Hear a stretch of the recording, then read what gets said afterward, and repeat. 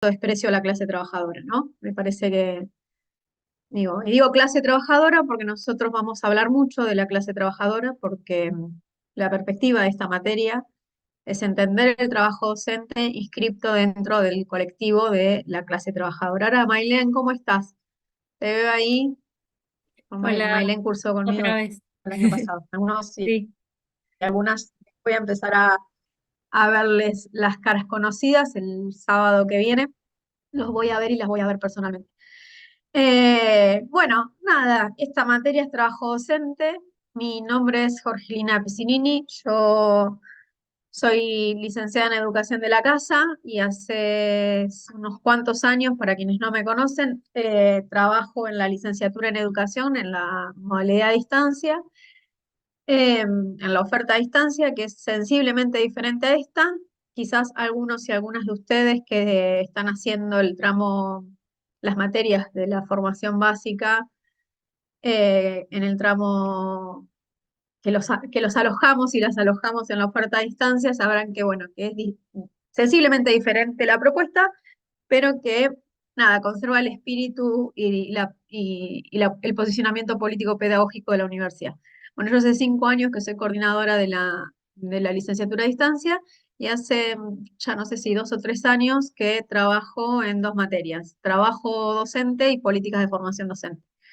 Este cuatrimestre, este año, creo que voy a estar solamente en esta materia. Por ahora esa es la propuesta. Y vamos a tener una propuesta, diría, híbrida. Conmigo van a cursar todos los virtuales, porque, bueno, quienes no me conocen, yo vivo en Olavarría, y con la profesora Mirta Galván se van a encontrar en los presenciales. O sea, van a tener dos profes eh, en sintonía, ¿no? Digo, nosotras, el desafío va a ser para nosotras ir haciendo, nada, ir pasándonos la posta de cómo le vamos dando forma a la materia y a las discusiones que se van a ir entramando y que seguramente van a estar totalmente empañadas del contexto. Digo, me parece que es un espacio genuino para discutir el contexto y discutir cómo nosotros como trabajadores y trabajadoras de la educación, y ahí ahí empezamos a hablar con algunas categorías de la escuela, de la materia, empezamos a definirnos, ¿no? Y cómo nos posicionamos en una disputa álgida en relación a los intereses, a los intereses de las diferentes clases sociales y cómo se distribuye lo que todos y todas genuinamente producimos, ¿no? Digo, me parece que hay como hay un montón de dimensiones que hacen a la materia y a lo que vamos a discutir. Como habrán visto en la presentación la materia tiene tres bloques. Este primero que es, bueno, trabajar con ustedes hasta que podamos definir un arquetipo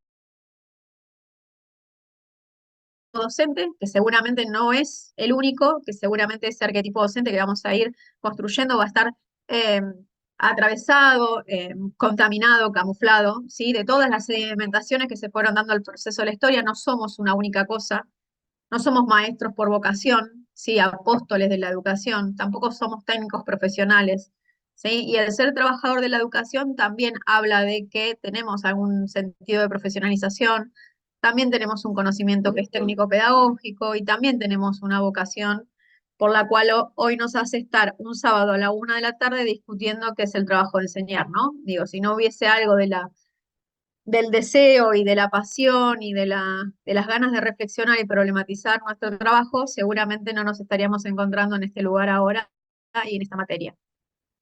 Así que bueno, eso es un poco la primera unidad. La segunda unidad vamos a pensar el puesto de trabajo, ¿no? Digo, cómo nos atraviesan los diferentes niveles, porque no es lo mismo ser profe de inicial, ser profe de primaria, de secundaria o de superior, y las condiciones que se dan en el trabajo son distintas, lo mismo que no es lo mismo ser profe eh,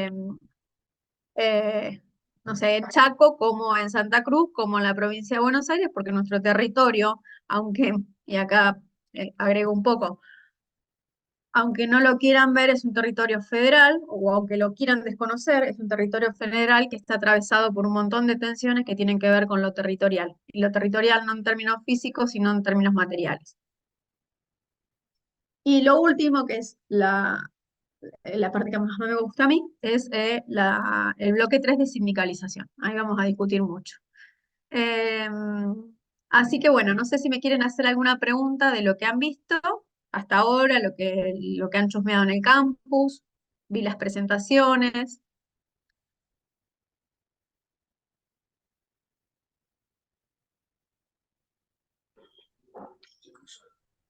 Eh, Hola, buen día.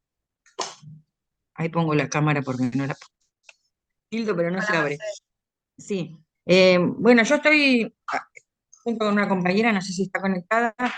Nosotras ya hicimos todas las materias y esta, como nos había quedado un 6, teníamos que rendir final y bueno, y no se nos hizo, como que se nos pasó la fecha.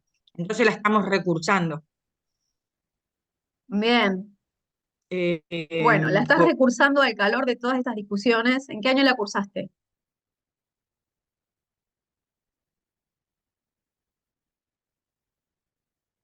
Ahí se cayó, Mercedes. Pareciese. Quién está recursando con Mercedes? Ay, hola, Aye. Hola, ¿cómo estás, Jorgelina? ¿Todo bien? Bien. Agustín, Agustín, puede ser que te haya tenido, Agustín Aló, en alguna de las materias de la básica. No, Agustín no me está escuchando. Bueno, eh,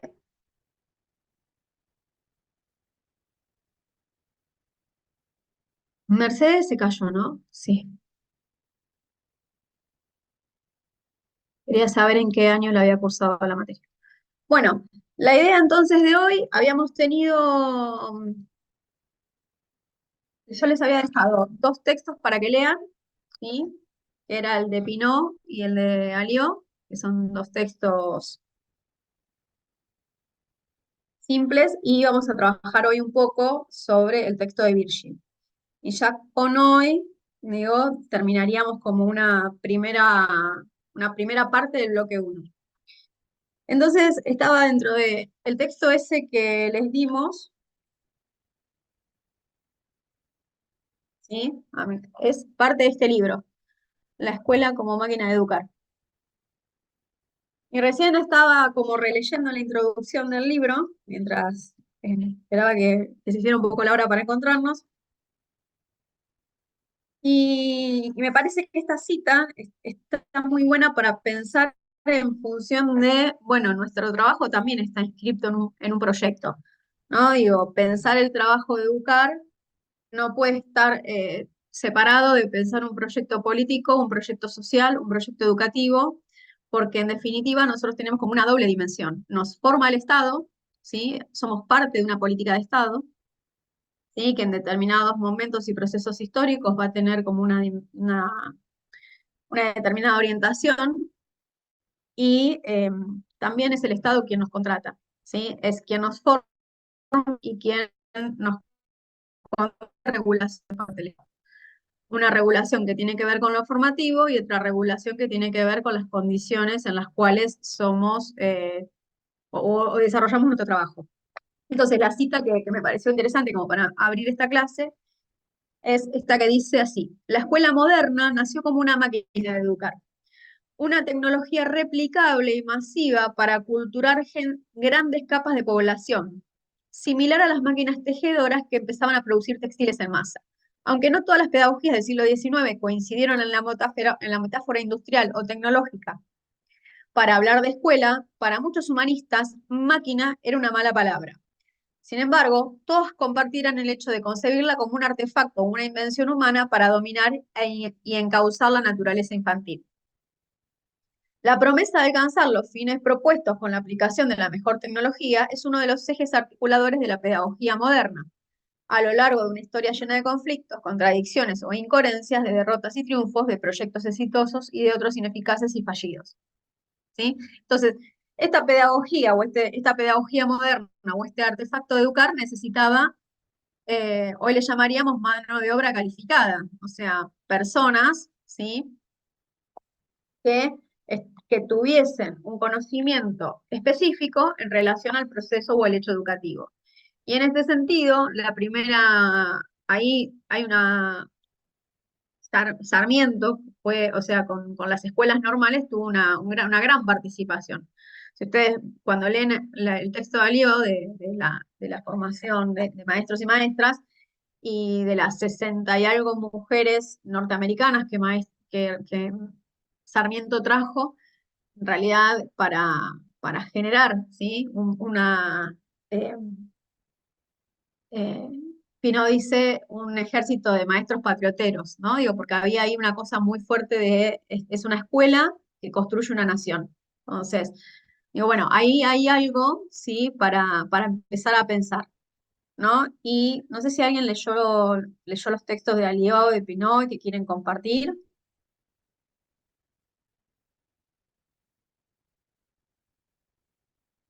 Bueno, voy a compartir pantalla.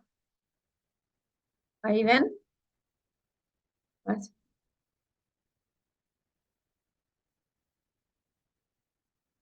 Bien. Entonces, nosotros vamos a hablar sobre arquetipos, ¿sí? Pero que en realidad también un arquetipo tiene que ver también con la construcción o sea, dentro de lo que nosotros pensamos como arquetipo también hay algo de un proceso identitario y subjetivo.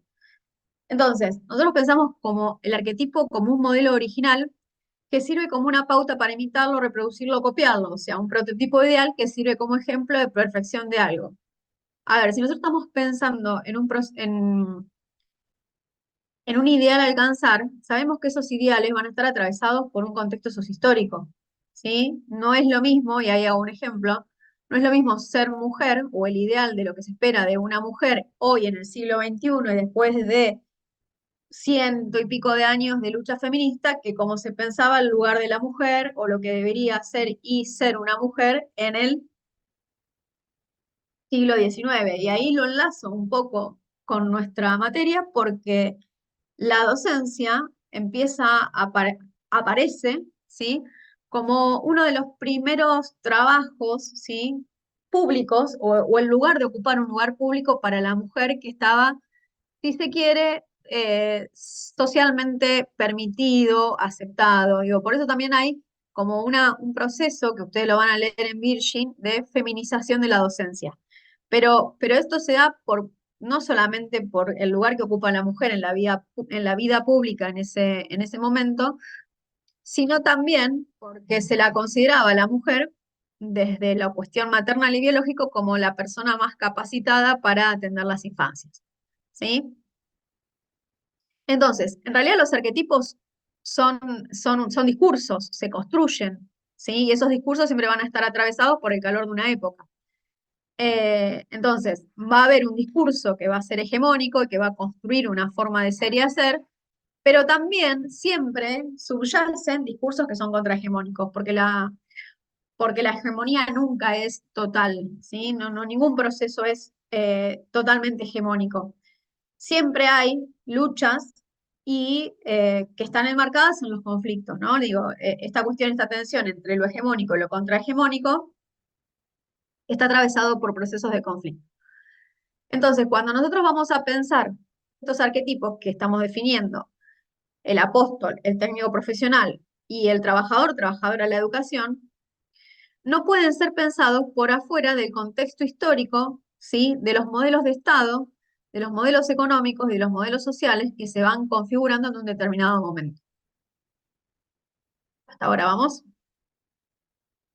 En esta primera clase, ¿nosotros qué trabajamos? A ver, esperen un segundo. El modelo apóstol había planteado, ¿no? Sí, sí, Me parece ahí, que ahí lo me gustó más. interesante de lo que vos planteabas también es que la escuela, hoy por lo menos, conviven muchas veces todos esos modelos o a veces en contradicción, ¿no? Por eso Ujú. muchas veces esas crisis que hablamos siempre de la educación en términos muy generales que no sabemos de qué estamos hablando, quizás tiene que ver también con algo de eso, ¿no? Que a veces la escuela se replican muchas contradicciones con respecto a ese modelo que parece hoy por lo menos no estar muy claro, o parece sí estar claro en algunas cuestiones y en otras quizás se desdibuja. No, porque aparte estamos totalmente de acuerdo con esto que estás diciendo, Federico. Yo firmo al pie. Primero, porque en cada configuración identitaria hay sedimentos de una época anterior. Pero también porque hay sentidos comunes construidos en el imaginario social de lo que debe ser, ¿no? Digo, el otro día, muy irónicamente, yo en este momento en Olavarría estoy siendo directora de una escuela rural que queda a 85 kilómetros de mi ciudad. Olavarría, en el marco del 24 de marzo, unas profes me dicen, queremos llevar a nuestros chicos a Monte Peloni. Monte Peloni es un centro de detención clandestino que funcionó dentro de lo que fue la zona centro de la provincia de Buenos Aires, que tenía toda una configuración de detención de personas ilegales y que confluía Las Flores, Tandil, Olavarría, era como un núcleo regional de donde se desarrolló la dictadura o los procesos de persecución política acá en el centro de la provincia de Buenos Aires. Y tenemos un centro clandestino. Pero ese centro clandestino queda de mi escuela a más o menos 130 kilómetros, 140. Todo dentro del partido de la Barría, pero queda lejos.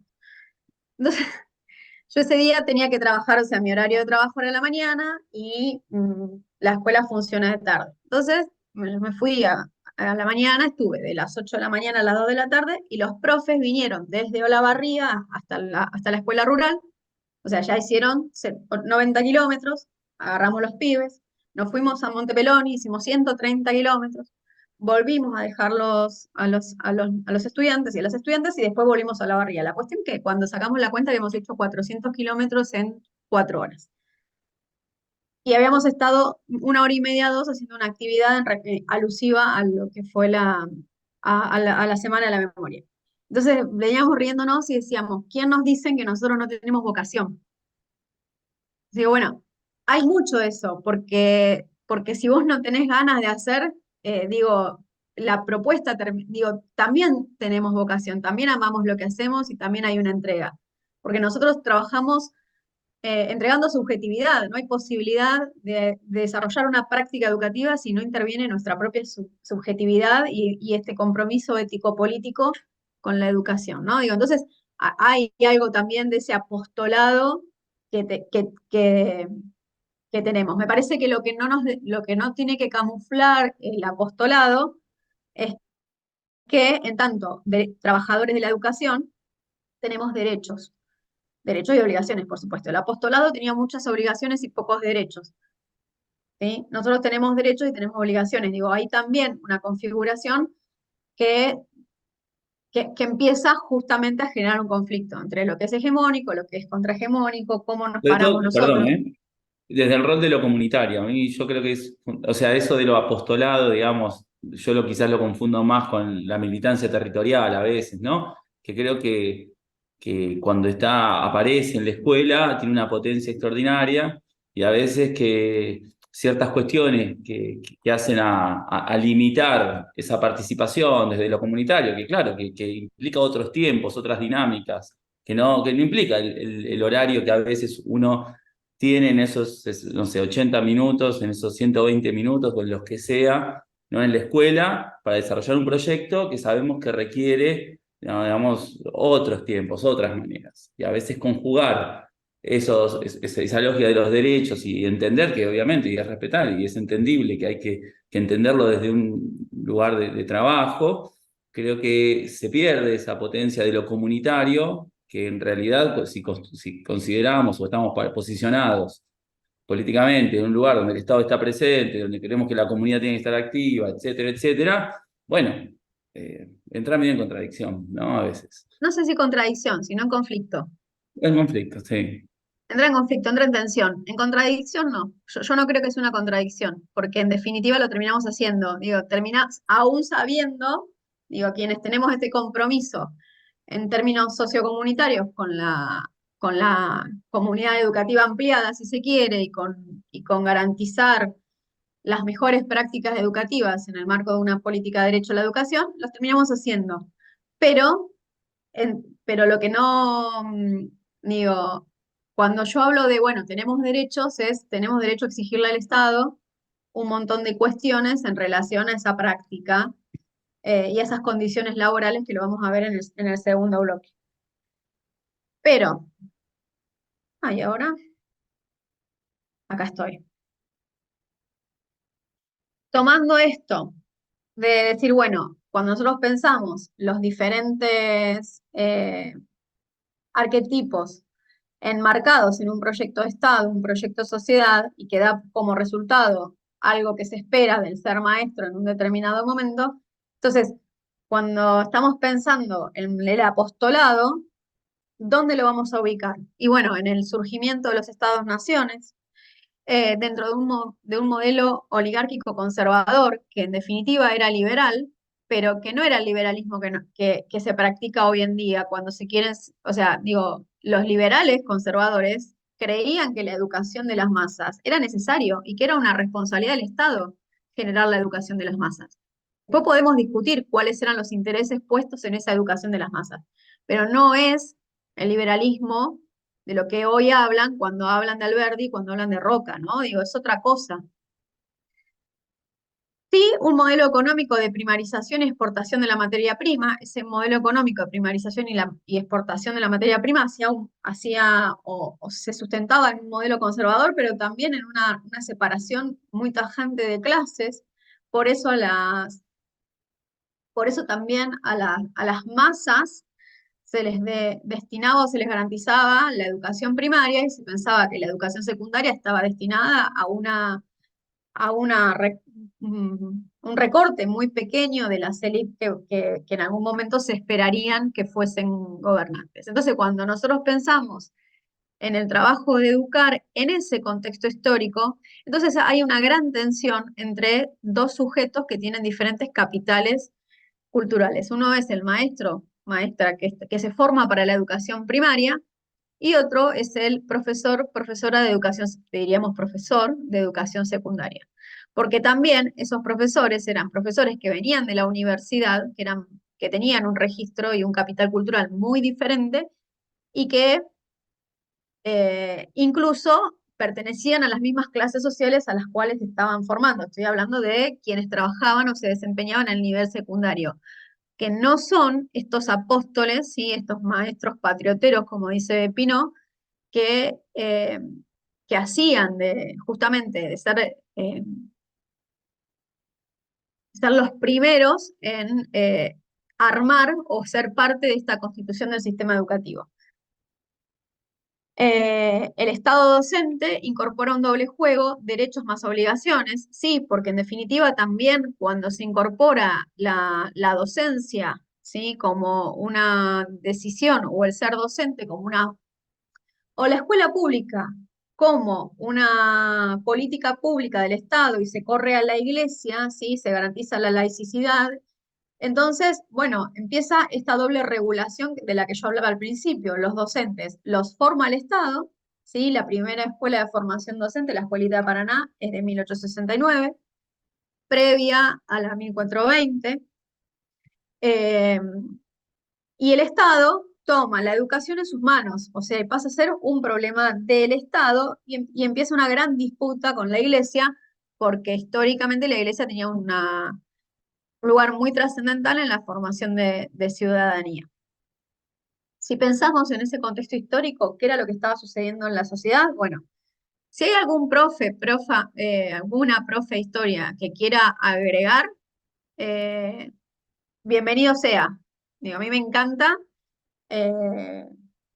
encanta esta parte de la materia y pensar o sea, siempre voy a pensar la materia en función de la política pública, eh, porque de hecho cuando yo hice la licenciatura hice el tramo de política pública y después hice la maestría y a mí lo que me fascina es pensar la educación en el contexto de una política pública.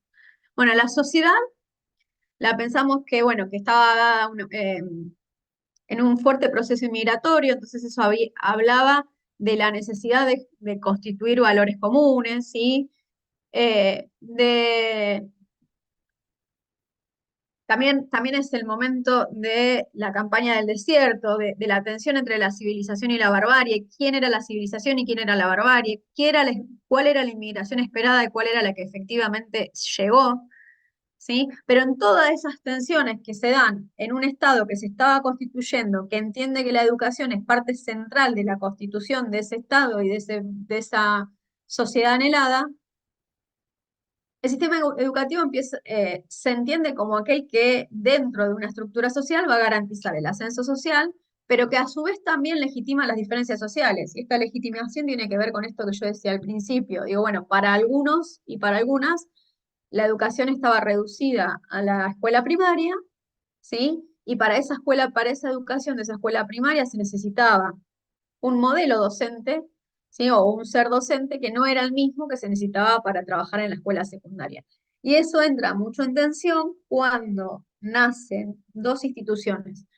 Estamos hablando aproximadamente entre 1900 y 1905, nace Joaquín B. González como la primera institución encargada de formar profesores. Entonces hay una dimensión pedagógica que se incorpora en la formación para el nivel secundario, y nace la Universidad de La Plata y la formación para docentes de la Universidad de La Plata.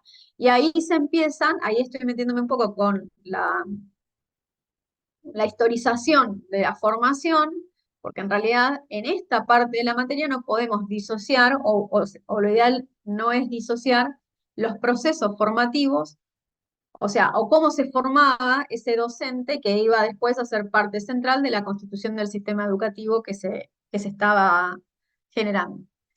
Entonces, esto que digo, ¿no? Se requiere un personal idóneo para la tarea de educar a la barbarie, para homogeneizar a la población, y la sociedad se encontraba totalmente estratificada y había una clase dirigente que provenía de la oligarquía terrateniente que generaba, eh, que, bueno, que era quien conducía el Estado.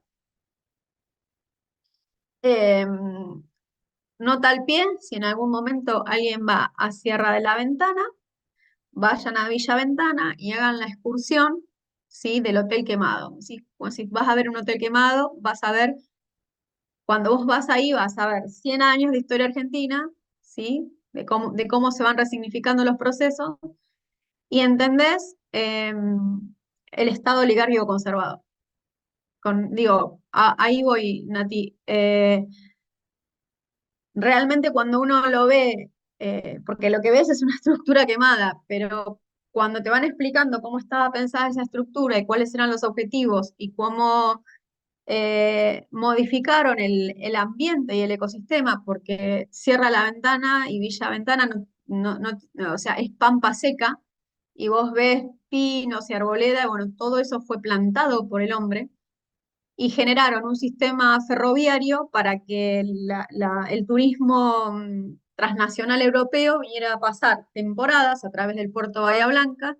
Llegaban de Bahía Blanca a Sierra La Ventana en tren, y como de Sierra La Ventana a Villa Ventana era muy complejo pasar, hicieron una vía que iba de Sierra La Ventana a la puerta del hotel.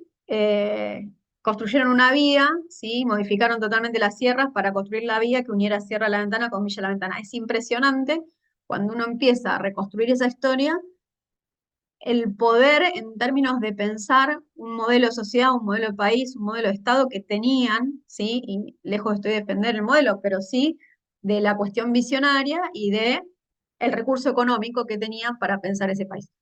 ¿Quién me había levantado la mano? Dani. Ah, bien. Entonces, tenemos el Estado, tenemos la sociedad. Bueno, qué maestro se necesitaba? Y bueno, ¿y qué sucede? En 1869 nace la sanción de la Ley de Escuelas Normales, ¿sí? Con ella nace la primera escuela normal de Paraná. Ustedes saben que las escuelas normales tenían la característica que formaban maestros para trabajar en la escuela primaria, y esta mirada sarmientina de la formación docente estaban ligadas o pegadas a a escuelas primarias. Entonces, en el mismo lugar donde se formaban los maestros y las maestras, también había una escuela primaria donde, si se quiere, estos maestros y maestras en formación realizaban sus prácticas. Ahora bien, lo que es importante decir es que si bien hubo toda una política en relación a la formación docente, a la propuesta de becas, y estaba determinada a un determinado público, lo cierto es que quien estudiaba para ser maestro o maestra normal, ese título no lo habilitaba para continuar estudios superiores. Entonces, esto es importante porque todo el esfuerzo de formación del Estado que generaba para formar esos maestros le ponía también un límite al propio crecimiento, porque en realidad no se consideraba un título secundario, ¿sí? O sea, vos te formabas para ser maestro en escuela primaria y ahí básicamente terminaba la propuesta formativa. Aparece esta figura de agente del Estado, ¿sí? El docente como representante del Estado. La misión sagrada y vocacional, si uno piensa en la historia de estas 60 maestras que vinieron de Norteamérica, digo, había algo de lo vocacional y lo sagrado, porque por las propias condiciones que exigía el Estado, tenían que ser mujeres jóvenes que no estén casadas, firmaban el contrato con el Estado Nacional y se comprometían a no casarse por los próximos 3 años, ¿sí? Era todo, era un corset, ¿no? Hablando un poco también de la época, que ponía el Estado en esa inversión que también estaba haciendo en relación a la constitución de eh, personas idóneas en pedagogía. Aparece el normalismo, ¿sí? Como corriente. El docente aparece también como un modelo moralizador. Si ustedes ven la 1420, cuando la leen, ¿sí? Las condiciones que tenía que tener un docente y lo que se esperaba también del docente, no solamente dentro de la escuela, sino también fuera de ella. La pedagogía era una pedagogía positivista y había una fuerte regulación estatal del puesto de trabajo título de maestro. Entonces, esto que pongo yo acá, que lo comenté previamente, de que empiezan a aparecer las tensiones entre el nivel primario y secundario, o sea, esta cuestión de que se regula desde el nivel central, desde el Estado, qué condiciones tiene que tener una persona para ocupar el lugar de maestro en la escuela primaria o en la escuela secundaria, empiezan a generar tensiones. ¿Sí? Porque en realidad lo que se tensiona es quienes tensionan es el normalismo como corriente pedagógica dentro de una pedagogía positivista en relación a estos saberes con los que cuenta un maestro, maestra, y que si nos ponemos a pensar, aún hoy persisten y se ven mucho en la escuela secundaria cuando tenemos profesionales que vienen de una determinada disciplina ocupando una asignatura, y bueno, y nosotros eso es algo que aún hoy seguimos discutiendo, ¿sí? Si el solo hecho del conocimiento de la disciplina misma te permite poder enseñar, ¿no? Digo, y esa discusión aún hoy pervive y persiste. Después podemos hablar de las regulaciones, ¿no? Digo, eso es otra cosa, pero la discusión persiste. No sé si alguien quiere decir algo.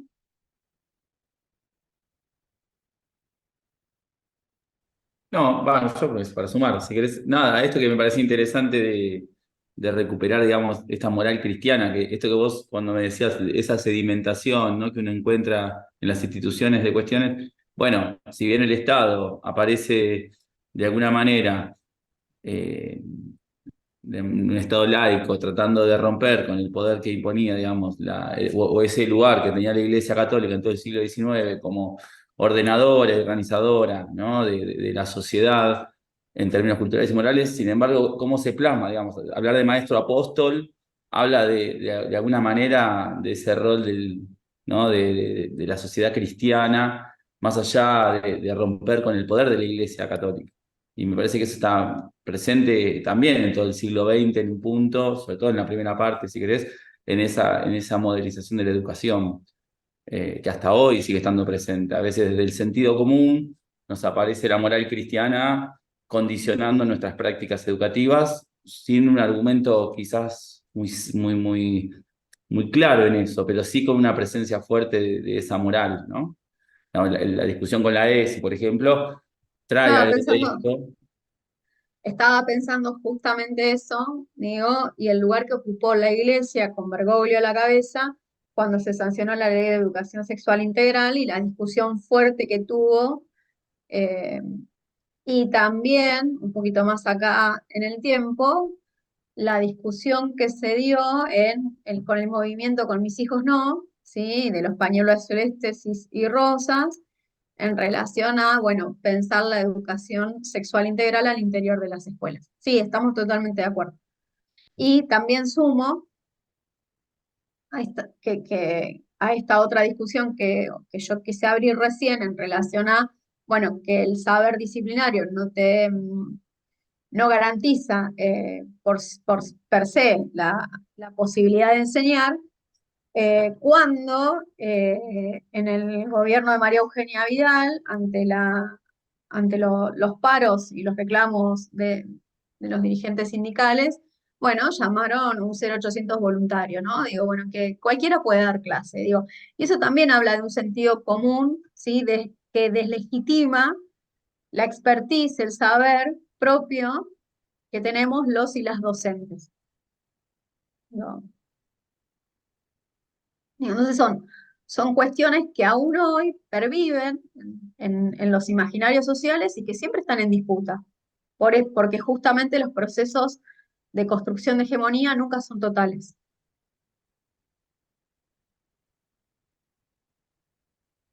Ahora, también es cierto que no sé si a otra profesión o a otro trabajo o a otro oficio se le pide tanto en términos vocacionales como se le pide a la docencia. Y eso tiene que ver fuertemente con la constitución del sistema educativo, con cómo se pensó el docente o la docente como agente del Estado que va a ocupar un lugar central para la formación del futuro ciudadano, cual misión sagrada. ¿No? Digo, esto es muy fuerte.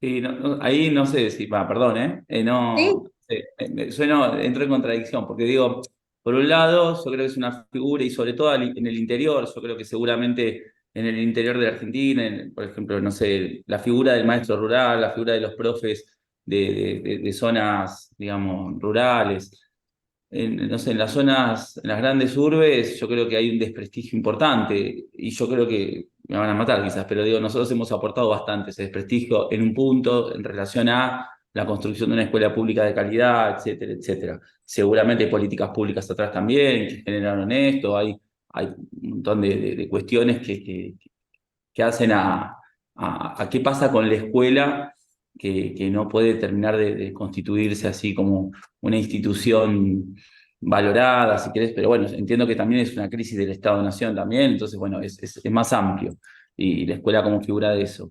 Pero también me genera contradicción esto que quizás no solamente hay una idea quizás del siglo XX que no se termina de superar, que es también, así como decías, no me imagino, ¿no?, a otras profesiones siendo, cuestionando o exigiéndoles a la sociedad. Me llama la atención muchas veces encontrar que en el discurso docente hay casi un desprestigio, no digo la mayoría, no digo todos, hay un montón de gente con mucho compromiso y responsabilidad por su tarea y por su vínculo con la institución, pero digo, hay mucho como desprecio por la pedagogía, yo siento. Yo siento que frente a los distintos avances y las distintas problemáticas, hay como una especie de reacción de volverse hacia una pedagogía quizás ya superada o algunas posturas pedagógicas positivistas y no la posibilidad de repensarnos y seguir pensando pedagogías. Es más, hasta hay un desprecio de otros posicionamientos político-pedagógicos que puedan darnos herramientas para trabajar con los jóvenes, con los pibes, con las pibas, con las problemáticas del siglo XXI. Y queremos trabajar a partir de prácticas cuantitativas, ligadas a una concepción bancaria, ¿no?, de la educación, academicistas, pero desde un lugar muy duro, digamos. No digo que mucha gente está haciendo cosas muy copadas en educación, pero no sé, yo tengo 27 años de educador y docente, directivo, y me encuentro con situaciones muy complicadas, digamos, a veces para presentar un proyecto, para poder decir, che, vamos por otro lado, y hay mucha resistencia. Entonces, de ese lado también me hace ruido a veces ese posicionamiento, ¿no? A mí me gustaría sumar algo a esto que están reflexionando con lo que la profe nos aporta y un poco la experiencia que quienes somos docentes llevamos a cuestas. Y pensaba, ¿no? Cómo esos sedimentos, que decía, usaba esa palabra la profe más temprano, ¿no? Esas capas que van quedando de estos arquetipos que hoy siguen resonando de diferentes maneras, ¿no? Y, y en esto de que la figura de las y los docentes sigue siendo denostado, porque me parece que son disputas en el orden de lo político que nos impactan de lleno adentro de las aulas todos los días.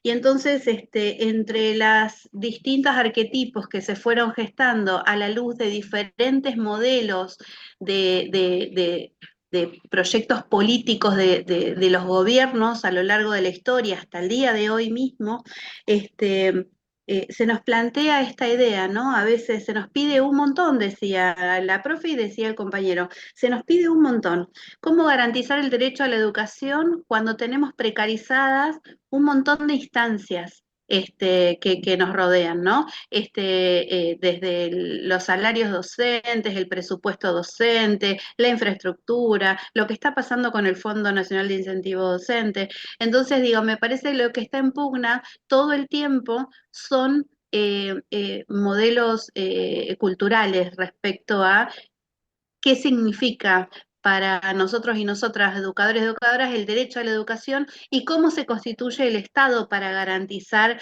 ese derecho, si lo considera un derecho o si lo vuelve un servicio o un privilegio. Y me parece que el trabajo docente, poder identificar qué es eso, un trabajo, y que nos posicionamos como, por supuesto, orgullosos y orgullosas laburantes del sistema educativo, pero que a veces se nos pide hacer, tender, crear andamios para garantizar ese derecho cuando tenemos vulnerados un montón de otros. Me parece súper importante reflexionar sobre estas cosas porque nos impactan en el aula, como yo decía.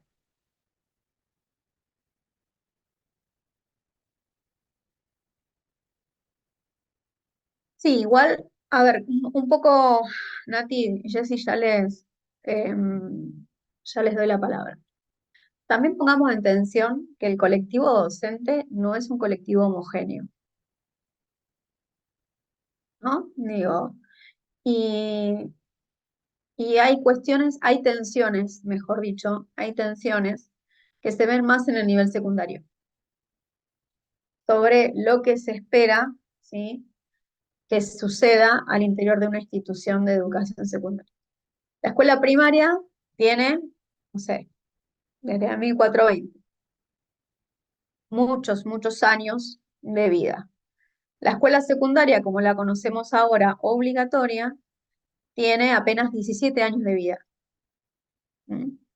Entonces, digo, hay mucha discusión para dar sobre cuál es el lugar que nos compete, las responsabilidades que tenemos, ¿sí? Y también creo que en estos últimos años se ha dado una fuerte discusión público-mediática en relación a la educación pública y al trabajo docente. Digo, el tema es que me parece que nosotros no hemos podido en estos últimos años, que sí lo hicimos, o sea, en estos últimos años, esto que algo Federico había, una punta tiró sobre esto, ¿sí? Sobre qué hemos hecho nosotros para colaborar o qué parte nos toca de este desprestigio de la escuela pública, que yo creo que en realidad es parte también de un sentido común, digo, de un ruido que se genera, pero que no es total. Porque si nosotros miramos la pandemia, más allá de todas las cosas que nos pasaron, digo, la escuela pública siempre termina siendo el lugar donde se construye comunidad. Digo, desde el lugar donde es la institución que siempre sobrevive de alguna manera u otra y construye colectivo, comunidad y ciudadanía. Pasó lo mismo en los 2000, cuando todas las instituciones del Estado estallaban por los aires, la escuela terminaba siendo el refugio de muchos sectores sociales que a través de ella encontraban la inclusión, ¿no? Digo, estar dentro. Y creo que vienen épocas así. Entonces, digo, habría que ver qué tomamos de esas luchas y de esos aprendizajes, como para también saber de qué manera nos paramos y no volver a cometer los mismos errores. Pero volviendo a lo primero que decía, y en esta cuestión del desprestigio, yo creo que hubo cambios de sentido y de significados. Digo, y hay algo de cómo se va construyendo el discurso público mediático en relación a la educación pública, y no nos podemos pensar como un colectivo homogéneo porque no todos pensamos de la misma manera y no todos nos paramos eh, con la misma responsabilidad ético-político-pedagógica en relación a nuestra tarea, pero desde los 90 para acá hubo un quiebre, a mí me parece, esto es una mirada totalmente personal, entre la relación de la sociedad con los maestros y las maestras. Y nosotros vemos el apoyo lo vamos a ver muy fuertemente en la tercera unidad, que recibió la carpa blanca docente, ¿sí? Y las consecuencias en términos de eh, cuestiones ganadas de esa lucha colectiva, por ejemplo el FONID, que hoy estamos perdiendo, eh, y cómo la sociedad abrazó a esa carpa blanca, eh, y hoy hace unos años atrás, nos habilitan 0800 para denunciar supuestos actos de adoctrinamiento. Yo lo A eso pongo querías ir yo. supuestos actos porque en realidad, digo, a ver, pareciese que depende qué es lo que adoctrinamos está bien. O sea, no sé si es tanto lo que les molesta el adoctrinamiento o si en definitiva son los posibles discursos y las posibles redes que podemos construir desde un lugar contrahegemónico a lo que hoy pretende ser hegemónico. ¿No? Digo, me parece que va por ahí la discusión. Entonces, cuando el presidente Mauricio Macri dice caer en la escuela pública y cuando la gobernadora Vidal abre un ciclo lectivo en una escuela de gestión privada, están diciendo un montón. Pero están diciendo un montón y están construyendo un sentido que va a contrapelo, ¿sí? De una educación pública, gratuita y de calidad. Y es el propio Estado, es quien conduce el Estado, quien nos está diciendo, che, por acá no es. Cosa que no sucedía, o yo creo que no sucedía tan virulentamente previo a los años 90. Digo, ¿por qué? Porque hay memorias aprendidas de los dos lados. Digo, si se aprendió tanto lo que significó para los docentes la lucha docente y las conquistas del colectivo, la Carpa Blanca, no iba a ser posible que nosotros pudiésemos recrear una escuela itinerante. ¿Sí? Esa gesta donde los pibes iban con las maestras, ¿sí? Digo, las escuelas llevaban a los estudiantes y a las estudiantes los grados, iban a la carpa blanca. Hoy, no sé si es posible pensar que si nosotros hacemos una clase pública, los compañeros y las compañeras, en el marco de una lucha o de una convocatoria gremial, o llamémoslo como es, los compañeros se animen y las compañeras se animen a llevar un curso a una clase pública. ¿Se entiende lo que quiero decir? Sí, por ahí pienso también ahora con lo que estoy escuchando, que por ahí en ese momento, en los años 90, podía ser también distinto porque nosotros estábamos como en ese momento recuperando por ahí un poco la democracia o estábamos más cerca de aquel momento y ahora como estamos ya acostumbrados a lo que es la democracia por ahí, abandonamos todas esas cosas porque a mí me ha pasado muchas veces que en sala de profesores a veces me encuentro con pensamientos o formas que por ahí me chocan con las mías claramente y, y bueno, nada, a veces es como que me replanteo esto también que estoy escuchando de vos, Jorgelina, y pienso que por ahí puede ser por eso también, ¿no? Nati, Estaba Jessica antes. Ah, bien, no, no sabía cómo era. Entonces, es Nati, no, es Jessica, Nati y Federico. Gracias. Bueno, en principio también quería traer a colación lo que mencionaba acerca, Pino, de lo docente como un ejemplo de conducta y también hacer una vinculación con esto del arqueotipo, ¿no? Que es lo que se busca como referente y a imitar, ¿no? Y que no es, que es subjetivo, es imposible pensar en un docente neutral, porque si es neutral en realidad es a favor de los grupos de poder que buscan que la educación se convierta en un privilegio, volviendo otra vez un retroceso en lo que hemos adquirido como un derecho a través de la Ley de Educación Nacional, que también se quiere modificar en este momento, para un derecho para todos y todas, ¿no? Y vinculado a esto, justamente lo que en la noticia que hubo en este último momento, en el cual se habilitó este número de teléfono para hacer denuncias, que a mí me llamó mucho la atención, que son denuncias para personas que sienten que están siendo adoctrinados, ¿no? O sea, cuando claramente no existe una posición objetiva, neutral, en lo que tiene que ver en ninguna cosa, ni en la forma en que presentamos la materia, ni en la construcción del currículum. O sea, no hay nada que sea objetivo, todo tiene algo subjetivo. Entonces, ¿en qué momento podemos determinar que algo es una doctrina o no es una doctrina? Además de decir que la palabra doctrina asocia más a un perfil religioso que a un perfil que tenga que ver con estas cuestiones políticas, pero me llama mucho la atención cómo en este momento justamente donde más se está mirando cuál es el rol y cuál es el trabajo docente en el aula, ¿no? Es un momento en el cual se está criticando a este grado, un grado ya de persecución.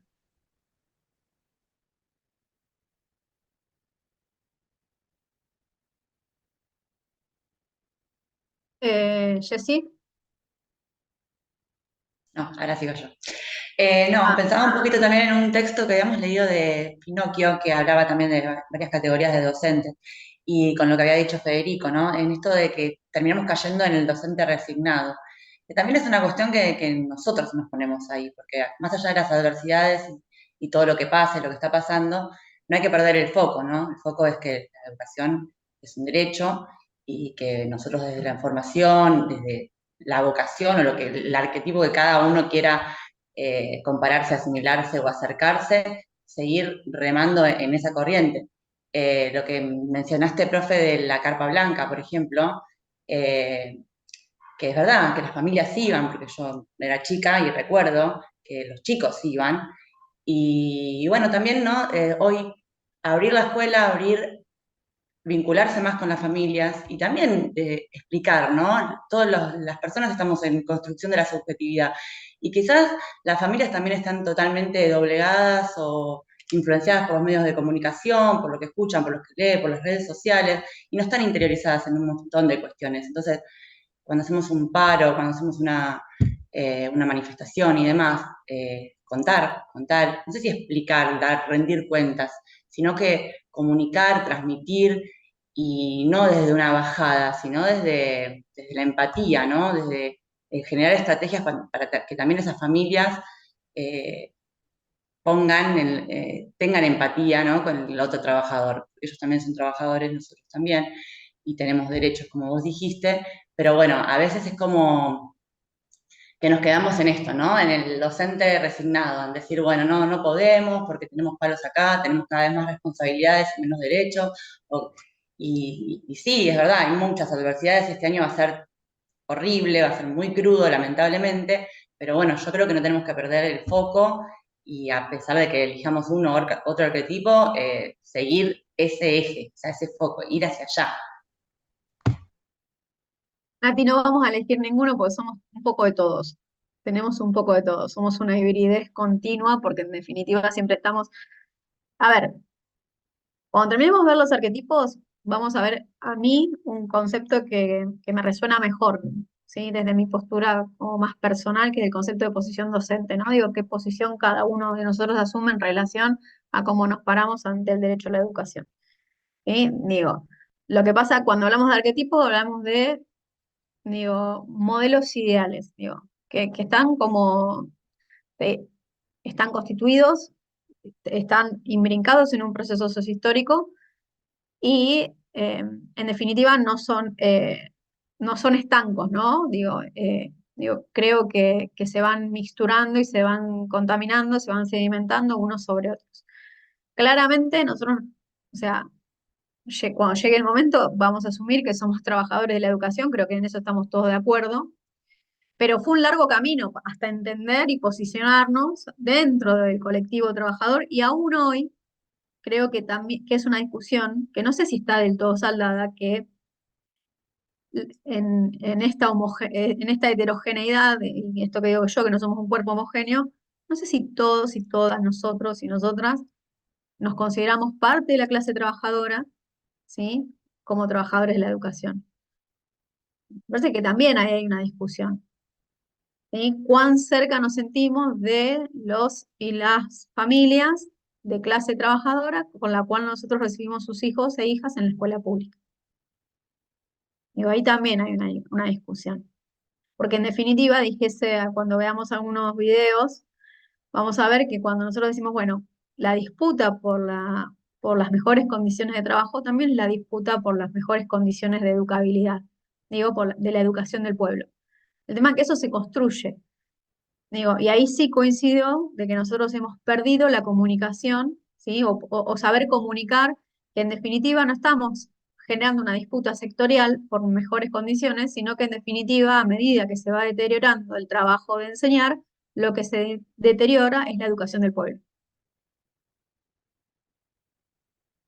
Fede, No, eso último, excelente, completamente de acuerdo. Pero con respecto a lo de la carpa blanca que vos traías, a mí me parece interesante pensarlo también en términos de que se dio una lucha en un contexto muy particular. Porque los 90 a veces uno lo piensa de manera homogénea y no es homogéneo.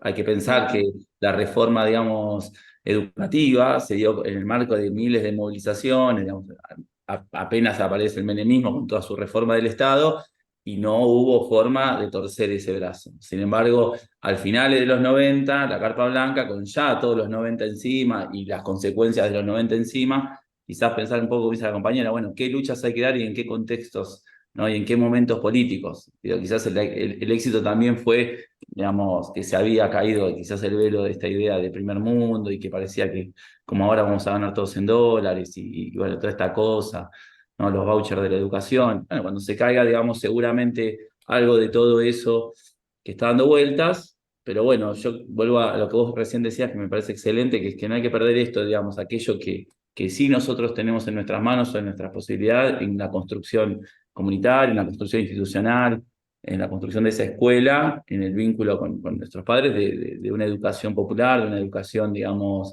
que, que, que pueda recuperar algo de ese mito, ¿no? De la educación como trampolín hacia un lugar mejor, que me parece que es algo de que ese sentido se fue perdiendo y que por eso quizás con toda la distancia y el dolor, a veces uno ve que esos estudiantes que eligieron quizás esta opción política también ven en esos docentes o ven en ese perfil docente que tiene ciertos, entre comillas, privilegios para ellos, para un pibe que maneja una moto en Rappi y se juega la vida todas las noches por 2 mangos, ve en un docente que puede manejar un montón digamos, de derechos, de privilegios para ellos, bueno, una persona que quizás está alejada en ese perfil, ¿no? de ciudadano que a él le toca hacer. Eso. bueno,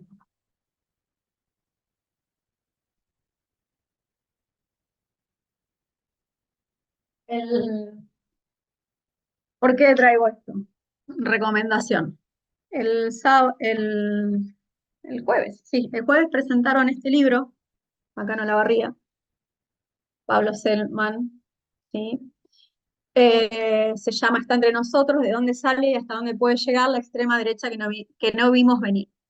Y habla un poco de esto, ¿no? De las juventudes, ¿sí? Y cómo se van construyendo procesos de individualización extrema, ¿sí? Porque se fueron deteriorando sistemáticamente las condiciones de vida, y la verdad es que los gobiernos populares tampoco han dado respuesta a ese deterioro, ¿no? Digo, esto es una realidad y eh, yo no, de hecho Pablo termina la charla diciendo, bueno, hay que elaborar las derrotas para poder pensar el futuro. Eh, yo Vos me traes permanentemente al contexto actual y a mí me cuesta un montón elaborar el contexto actual. Me cuesta un montón porque La verdad que es muy difícil entender cómo, más allá de todos los errores de los gobiernos populares y de los propios aprendizajes, de los retrocesos en términos de derecho, eh, que teníamos en la memoria muy corta, eh, ¿no? De la clase trabajadora, y cómo hoy, viendo el avance sobre las condiciones de vida, ya ni siquiera digo sobre los derechos, porque después hablamos tanto de los derechos que terminan siendo un significante vacío. No digo, hablemos de las condiciones de vida, digo, cómo se están deteriorando sistemáticamente las condiciones de vida de las grandes mayorías, y tenemos un pueblo anestesiado.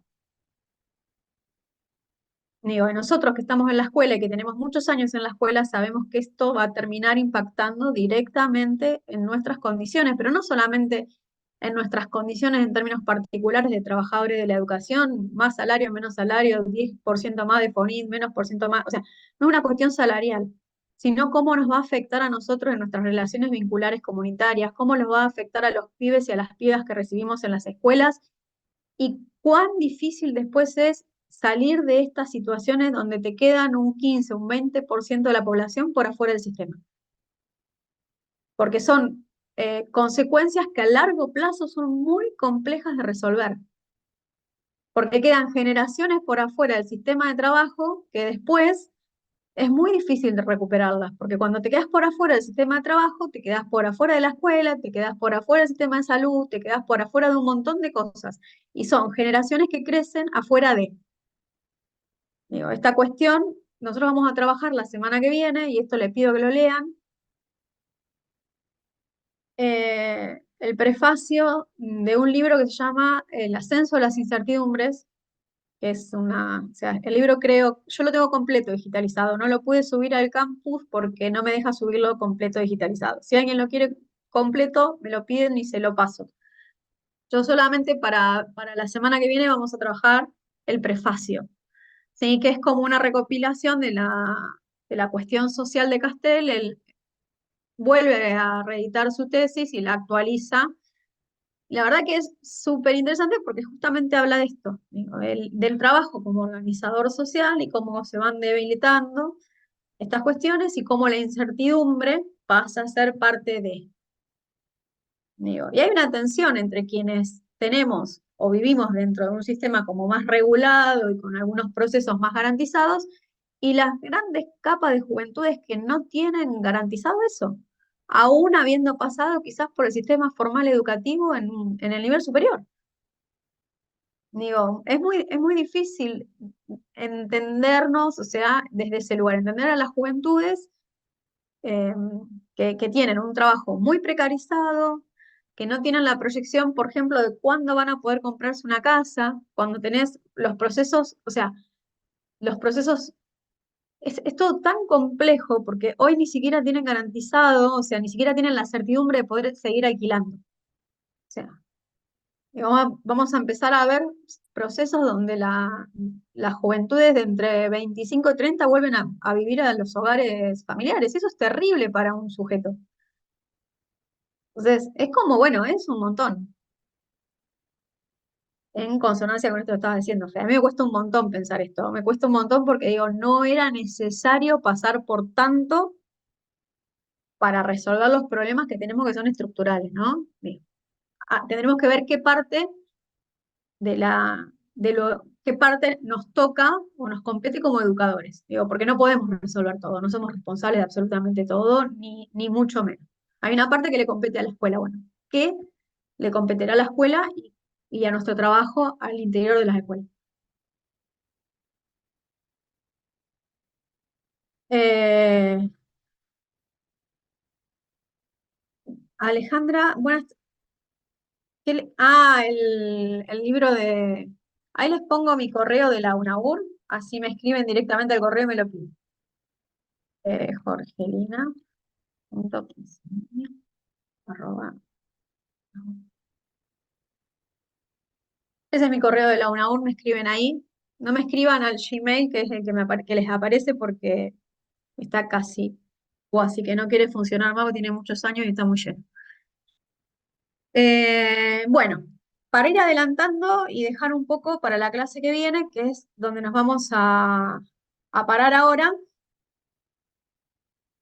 y ver esta etapa de transición. Quiero cerrar esto.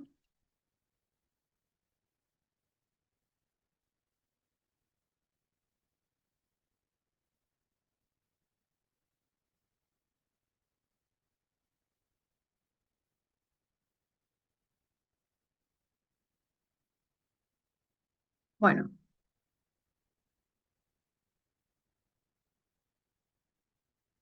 estaría viendo el título porque me aparece esto que no quiero ver.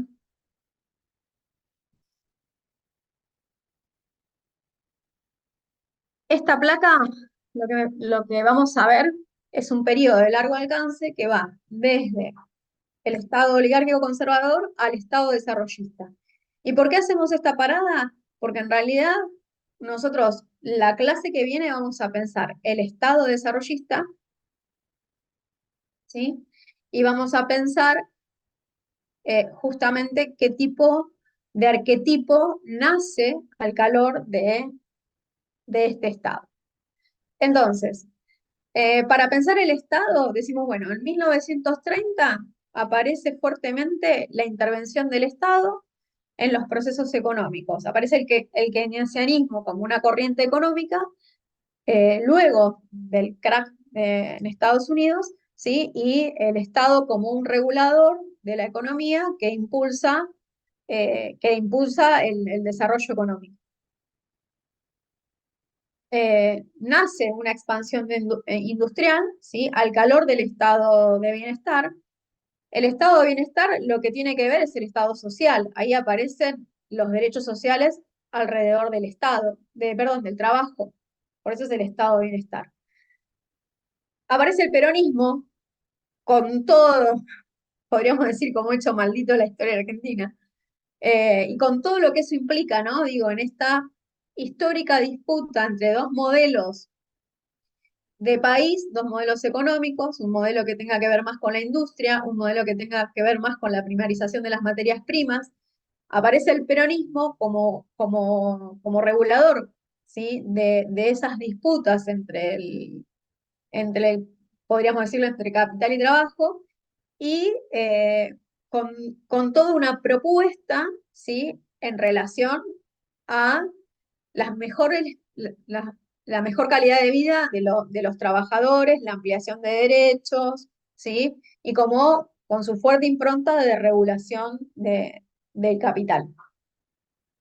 Entonces, aparecen la inestabilidad democrática, esto es como así, lo estoy haciendo como muy, muy a largo, o sea, muy rápido, ¿no? Pero la inestabilidad democrática, el golpe del 55, la recuperación, y el desarrollismo aparece como un modelo de planificación estatal de la articulación entre la economía, la estructura social y el sistema educativo.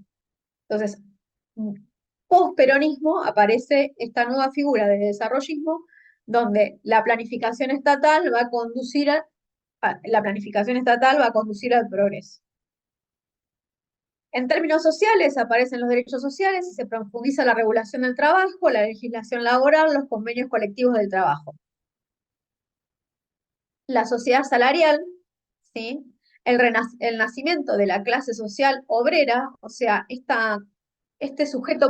nuevo sujeto político que nace con el peronismo, que es el trabajador, la trabajadora, y es un montón, porque es un nuevo sujeto político que interviene en la disputa de la arena política, ¿no? Digo, los trabajadores y las trabajadoras empiezan a ocupar un lugar diferente en la organización social, porque empiezan a disputar el Estado, la conducción del Estado. Un régimen social de acumulación, esto tiene que ver con el ascenso social, la posibilidad del progreso, el aumento de la participación de la mujer en el mercado laboral, la división técnica del trabajo, capital cultural institucionalizado, y acá aparece la teoría de los recursos humanos, ¿sí? La tasa de retorno, Y en la década del 60 aparece la noción de la sociedad progresista, orden y progreso. O sea, si hacemos determinadas cosas durante un determinado tiempo que están establecidas, seguramente vamos a llegar a, a progresar en términos sociales y también en términos nacionales. Eso tiene que ver también, está muy imbrincado en la teoría del desarrollo y del subdesarrollo. En términos educativos, empieza como un primer momento, tenemos la escuela nueva, ¿sí? Que presenta cambios culturales a partir de diferentes vínculos institucionales. La escuela nueva viene a discutir el normalismo, ¿sí? Y la pedagogía positivista. Aparecen nuevas propuestas políticos pedagógicas que no constituyen hegemonía. O sea, la escuela nueva fue una corriente pedagógica, pero no fue hegemónica como sí lo fue el normalismo. La ley Laínez, o sea, la fuerte presencia del Estado Nacional para resguardar podríamos decirle en términos más modernos, la garantía del derecho a la educación, ahí donde había provincias que no la estaban cumpliendo. O sea, alguien que no haya cursado normativa y legislación educativa, así explico bien lo que es la ley Laínez, o lo doy por sabido. Ay, no, profe, explique igual, que es re interesante. Bueno, la ley Laínez, no me gustaría, ahora en este momento, rápidamente no me acuerdo el año, es una ley que o sea, por la Constitución Nacional, la educación, artículos 5 y 6, corresponde a las provincias. Pero no todas las provincias tenían recursos, ¿sí? O tenían políticas públicas desarrolladas para garantizar en todo su territorio la educación primaria. Entonces se sanciona la ley Laínez, donde explicita, ¿sí? Que aquellas provincias que así lo demanden, la nación construiría escuelas de educación primaria y se haría cargo de su administración. Esas escuelas que se le llamaron escuelas Laínez, ¿sí? Generan un proceso de disputa muy fuerte entre dos trabajadores, bueno, esto tiene que ver con la materia, entre dos agentes del Estado, si se quiere, que son dos trabajadores, pero que tienen diferentes regulaciones y tienen diferentes condiciones o sensibles condiciones laborales, porque aquellos maestros, maestras que trabajaban para la nación tenían mejores condiciones y gozaban de mejores salarios incluso que aquellos que trabajaban en provincia. Las escuelas Laínez desaparecen. Las últimas escuelas Laínez desaparecen con la dictadura, que fue como la primera parte de transferencia de todo lo que quedaba de la educación nacional o de educación de responsabilidad nacional a las provincias. La dictadura pasa las escuelas Laínez a las provincias, las transfiere, y después, en la década de los 90, se termina de transferir todo lo que quedaba de educación secundaria y educación superior a las provincias.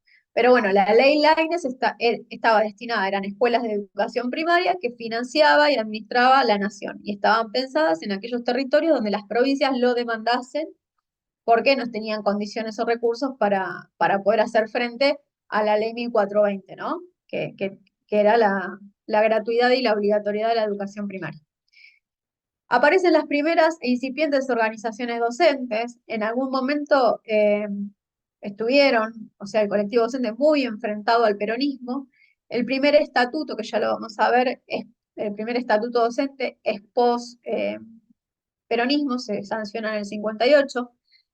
Aparece la oferta de formación para el profesorado, aparece la tradición pedagógica academicista, y esto entra fuertemente en tensión con el normalismo, porque bueno, tiene que ver, o está muy anclada en lo disciplinar, o sea, para poder enseñar, con conocer la disciplina muy fuertemente, alcanza. Esto de las tradiciones tiene que ver con los procesos de formación docente. Cristina Davini habla de 3 tradiciones que impulsó políticas de formación docente, eso se ve como mucho más en profundidad. La primera tradición es la normalista, ¿sí? La segunda tradición es la academicista, Y la tercera tradición que vemos es la eficientista técnica, que tiene que ver mucho con el arquetipo técnico profesional. Bueno, aparecen las primeras escuelas rurales, hay una expansión del sistema educativo como proyecto político pedagógico del peronismo, ahí aparece fuertemente la escuela técnica, ¿sí? La tercerización de la formación docente, también en este periodo histórico, lo que se hace es la formación para maestro de escuela primaria, deja de ser una formación secundaria y pasa a ser una formación terciaria, o sea, incluida, si se quiere, en el nivel superior. La educación se empieza a pensar como una inversión social y aparece el currículum como elemento de control. Todas estas cuestiones dan vida a la tradición eficientista. Entonces, aparecen nuevas significaciones en relación al ser maestro. La sanción del estatuto docente es un hecho significativo e importante en este periodo histórico y aparecen nuevas matrices discursivas, ¿sí? Y la racionalidad empieza a definir la actividad docente. Entonces, todo este engranaje da lugar a que aparezca la tradición eficientista técnica, si se quiere, o el modelo de maestro más ligado a lo técnico profesional.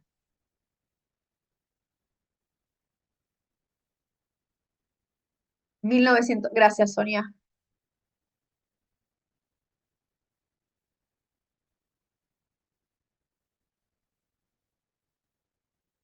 Hasta acá, yo tienen para hacer para la semana que viene una actividad, que es una actividad en grupo. Hoy la voy a habilitar para que la puedan ver. Y quisiera hacer, a ver si sale, dividirlos en grupo de manera de que puedan trabajar con la consigna, que ya se las voy a dar. Les doy la consigna.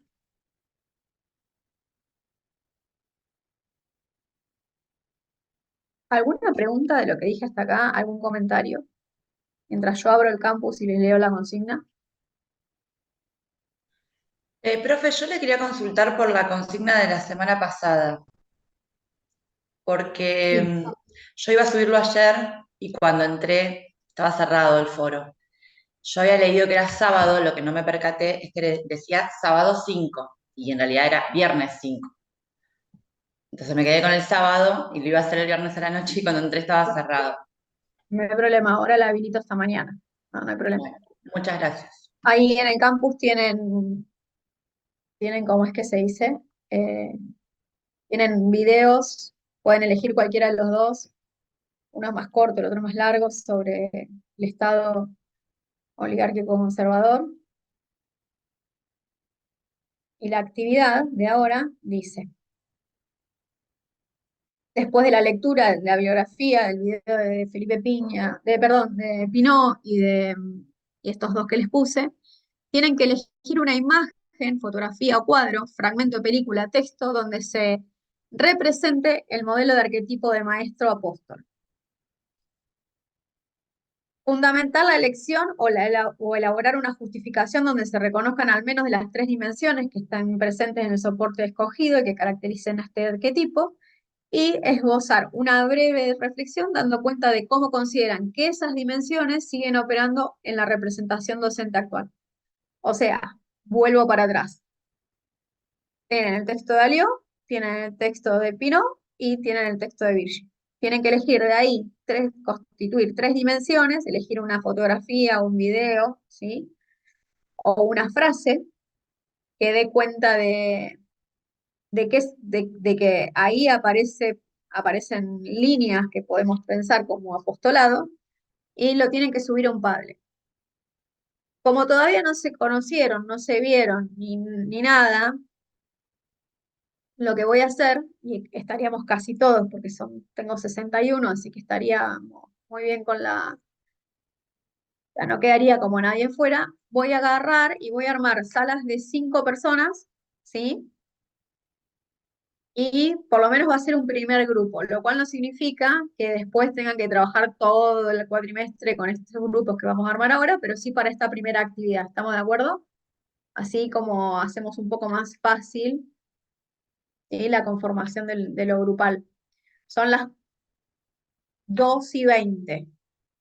Eh, si van al campus, ya está la consigna, ya la pueden ver. Entonces, armo el grupo, ¿sí? Nos damos 15 minutos para que se conozcan, se presenten y demás. Y volvemos, ¿les parece? Jorgelina, te comento algo. Yo estoy acá con Ángela Ángela Díaz, Díaz. porque venimos de otra materia. O sea que cuando nos dividas vamos a quedar juntas. Bueno, está bien, ese grupo va a tener 6. Dale. Sí. Profe, nosotras igual nos anotamos juntas con una compañera.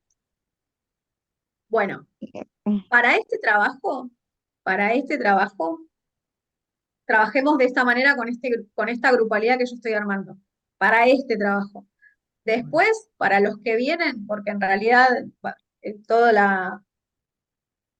el trabajo final y los parciales y demás tienen una carga de grupalidad muy fuerte, para este trabajo usemos esta lógica, ¿sí? Y la semana que viene, que nos vamos a ver de manera presencial, ¿sí? Barajamos y damos de vuelta, porque ahí va a haber otra situación, o sea, quizás gente que trabaja esta semana se siente cómoda y bueno, y se siguen trabajando juntos o juntas, y si no, nada, eh, barajan y dan de vuelta, ¿sí? ¿Estamos de acuerdo? Sí, profe. Ahí voy.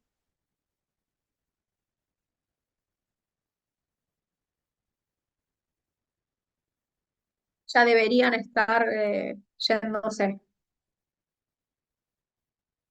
¿Les llegó la invitación?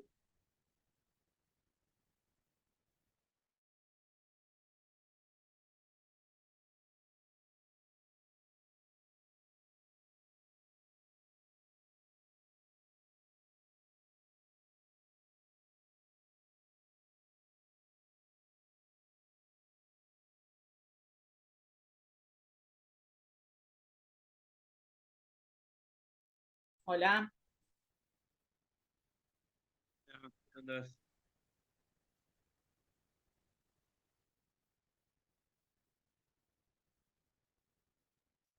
¿Tienen la consigna de lo que había que hacer? Por lo que yo entendí, hay que buscar una imagen o una frase que remita al concepto de docente apóstol y subirla al Padlet. Justamente estaba haciendo eso, estaba buscando imágenes en Google, a ver si encontraba alguna para poder subir.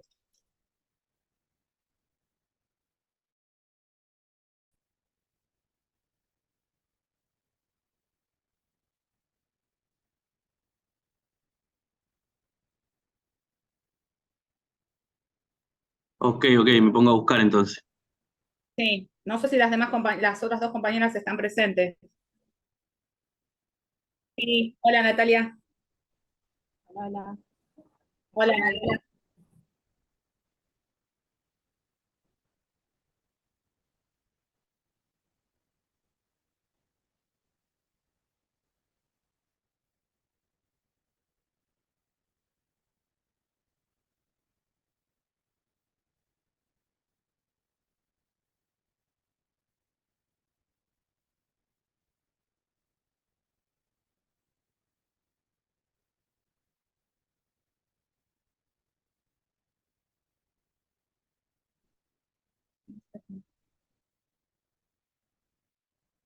Sí,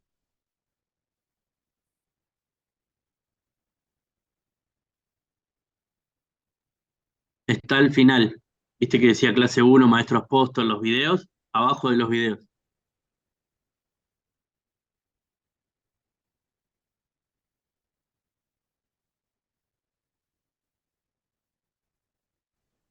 sí, me parece que estaba y no se podía entrar. Sí, me parece que era eso.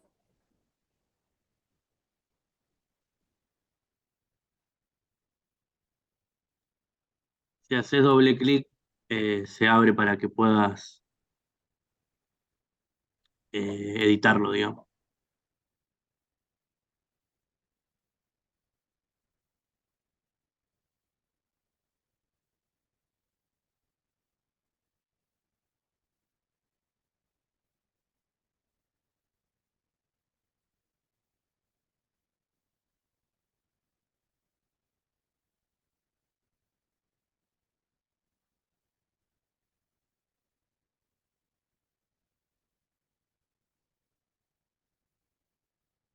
Me parece que no. Ahora lo que pidió era una imagen o frase que representara al docente apóstol y subirlo a Paddle.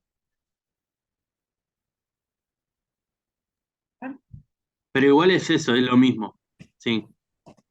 Pero no es lo mismo, porque ese trabajo implica mucho más esfuerzo, porque te tenés que poner a ver la bibliografía, citar cada autor y explicar todo eso. O sea, no es algo que puedes hacer en 5 minutos, como quiere ella ahora.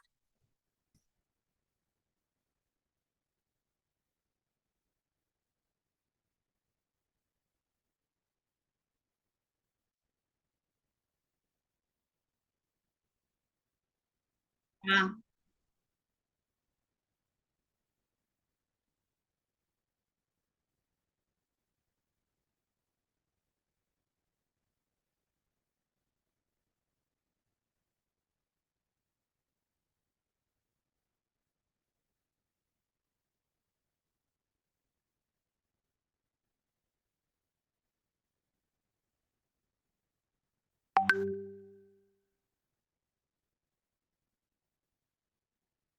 bueno, dale.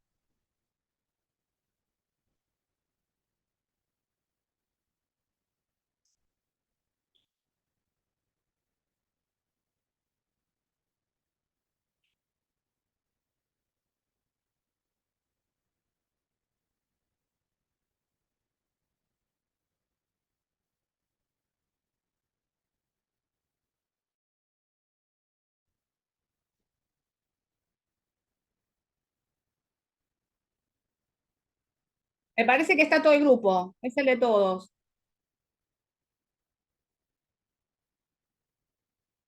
Sí, sí. Me parece que no está, no habilitó el espacio. No, pero, Solamente habilitó sala de reunión, pero el chat me parece que es compartido, porque acá estoy viendo el grupo de WhatsApp que crearon. pero Los si comentarios que apretás, se habían hecho antes, como por ejemplo en 1905, que era la fecha de la ley Laínez. igual si apretás donde dice todos, si apretás donde dice todos, aparecemos nosotros nada más, también. Viste que hay una flechita en el chat que dice todos, y si apretás aparecen los nombres de nosotros nada más. Nada. Claro, pero nos tenés que mandar Claro, de uno a por uno, uno. digamos. Claro.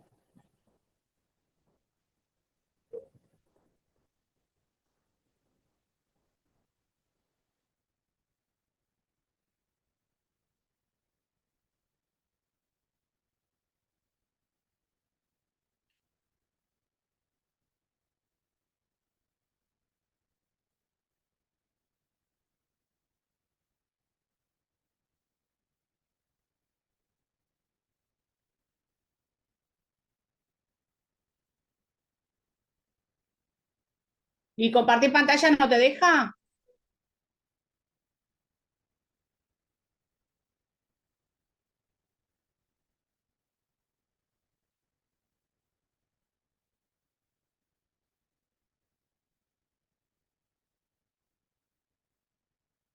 No,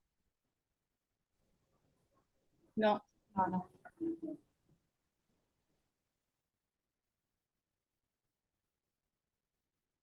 Ah,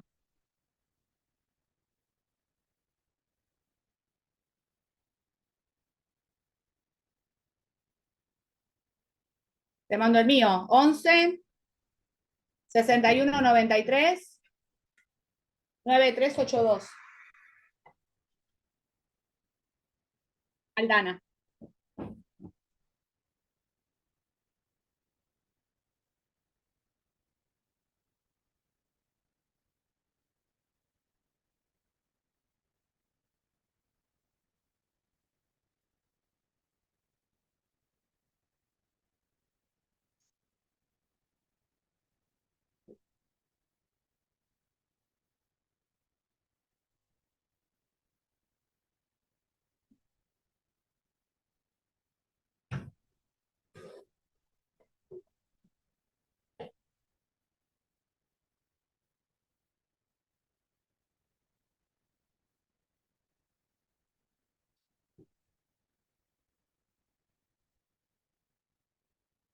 Claro.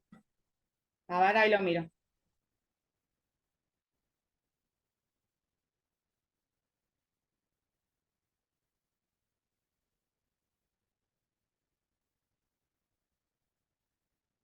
Sí, están todos. ¿Querés que escribo en el grupo de trabajo docente estás? Ahí escribo y así me lo mandas. Pongo soy Facu. Bueno, yo hago lo mismo.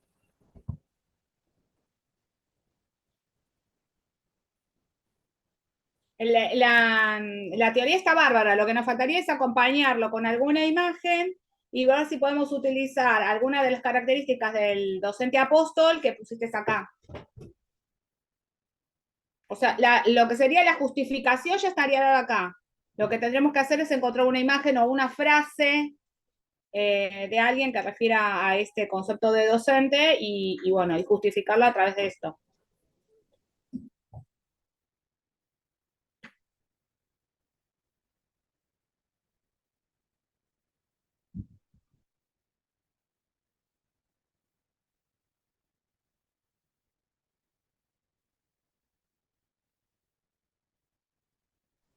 Sí, ahí llegó.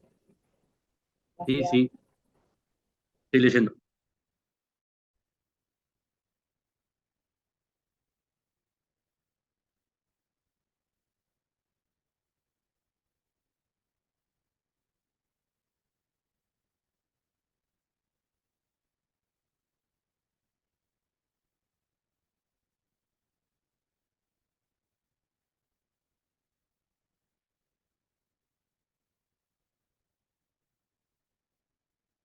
Estoy buscando, como no encontré fotos porque me aparecen por ahí relacionadas con santos, lo que hice fue buscar frases ahora.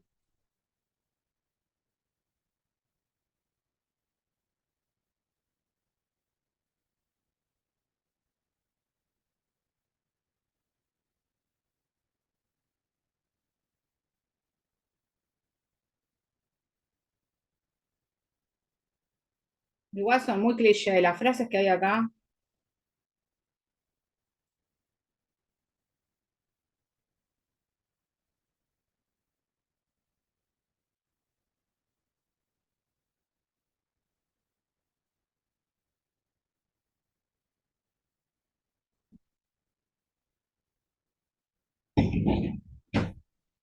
Sí,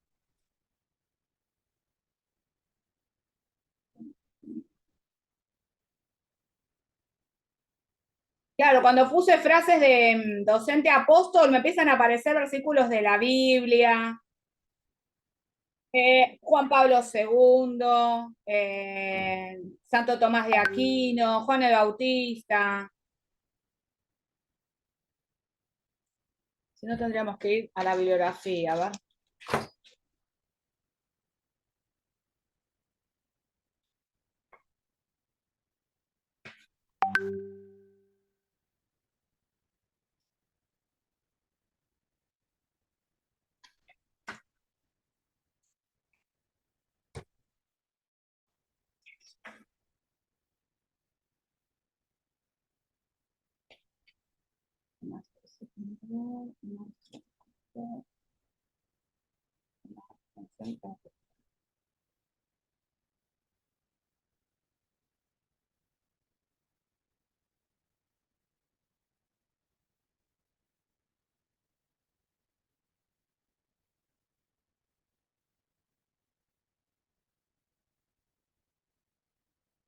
Acá, mira, podemos usar, y si usamos una frase como esta, oh encantadora existencia, oh mágico poder de la escuela convertida en santuario y del maestro en sacerdote.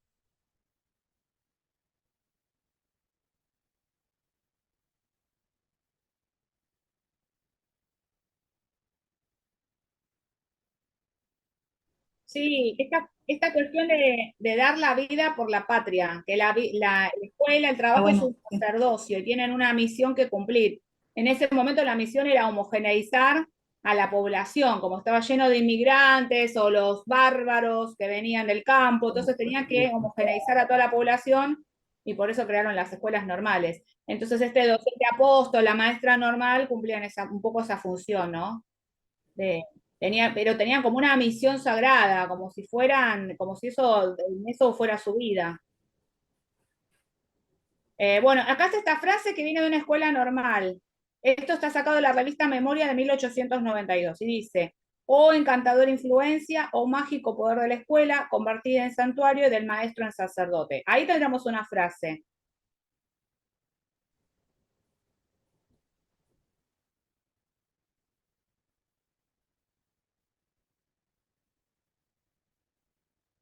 Yo estoy de acuerdo, pero habría que problematizarla cuando la colguemos.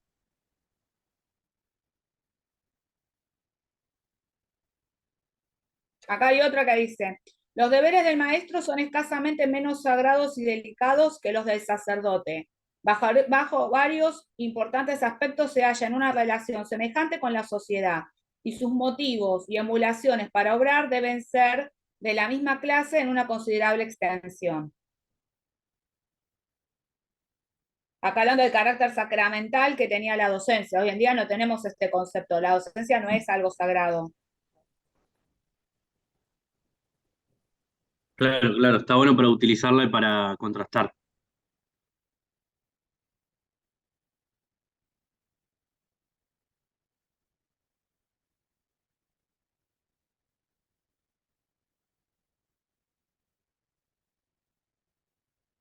Durkheim habla acerca de que las escuelas comenzaron siendo obra de la iglesia y que la iglesia las trajo a la existencia y así encontraron desde su nacimiento esta concepción de docente apóstol. Esto también. Hoy en día no. O sea, en su comienzo, acá también en la Argentina, cuando se hizo lo de las escuelas normales, también había mucha influencia de la religión. Y después no. Al contrario, empezaron a tener varias discrepancias. Por eso tenía este carácter eclesiástico, la figura del docente.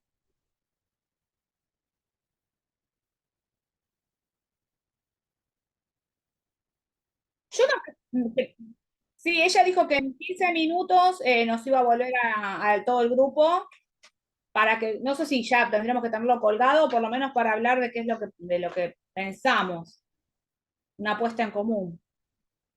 Como quieran, no sé, quieren que busquemos una imagen, quieren que sigamos buscando alguna frase. ¿La primera? Y la ¿La primera estaba primera? buena. Bueno, yo no tengo abierto la página no estoy en el campus. Si alguno está, se las dicto, o si tienen la bibliografía, les digo de dónde la saqué. Este es el de Aliu.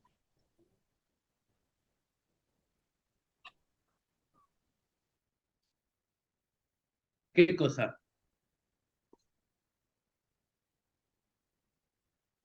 Sí, o sea, sí, estoy ahí. Ok, ¿qué pongo? Primero poné los nombres de todos, ¿viste? En la parte de arriba poné los nombres de los 4. Esperen, quiero comprobar que estemos hablando de lo mismo. Les comparto pantalla. Ah, cierto. Me olvidé. Bueno, lo cuelgo acá. No hay nada todavía ahí. ¿No? O sea, no se ven las intervenciones de otros compañeros. Al menos yo no veo. Como quieran, ¿quieren subirlo o no? Y a mí tampoco me Eh, parece nada todavía. claro, tengo miedo que hagamos cagada de subirlo antes No, de pero que... sí, a ver. ¿Pero por qué? Y porque si nadie lo subió, Y no sé porque si no lo habría que hicieron, pero si subirlo. nosotros lo hicimos, ¿por qué no lo vamos a subir? Bueno, lo subo.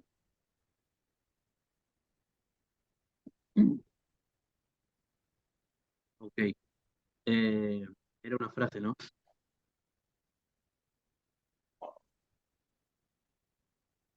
¿Me dicen? Sí, que pusiste arriba los nombres, ¿viste en la parte de asunto los nombres de los 4? Lo iba a poner al final. Pero viste que en la parte de arriba del paddle, si no después te queda anónimo.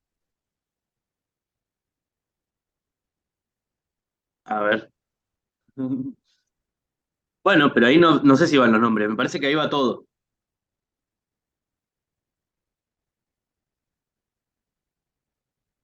Claro, y queda como anónimo. Claro, y después abajo tiene dos dibujitos, uno que dice cargar archivo y el otro dice subir una foto, haz una foto.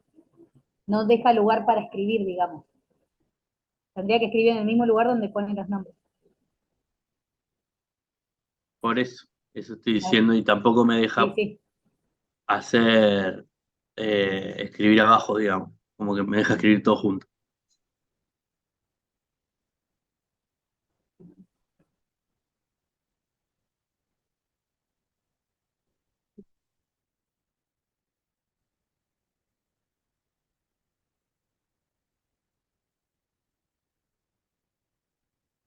Eh,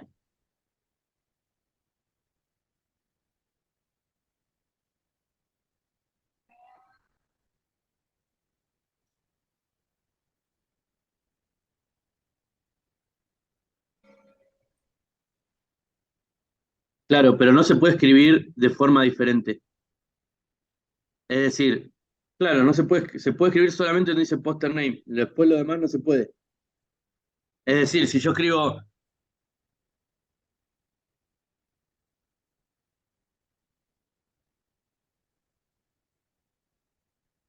ujú, no tengo ninguno en lila. Claro, si apretás ahí te da lugar a cargar Pero un me archivo. deja, ahí tengo que subir un archivo, no tenemos archivo.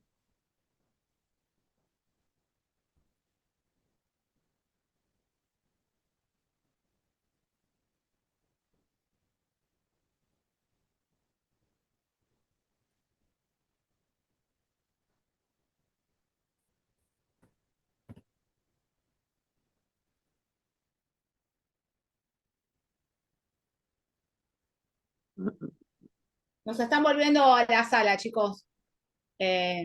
Ah, Así que bueno, de última le preguntamos a ver qué quiere y si seguimos aparte con dale, este grupo o si después seguimos con el grupo nuevo con el que Bueno, estemos el sábado. dale, dale. dale.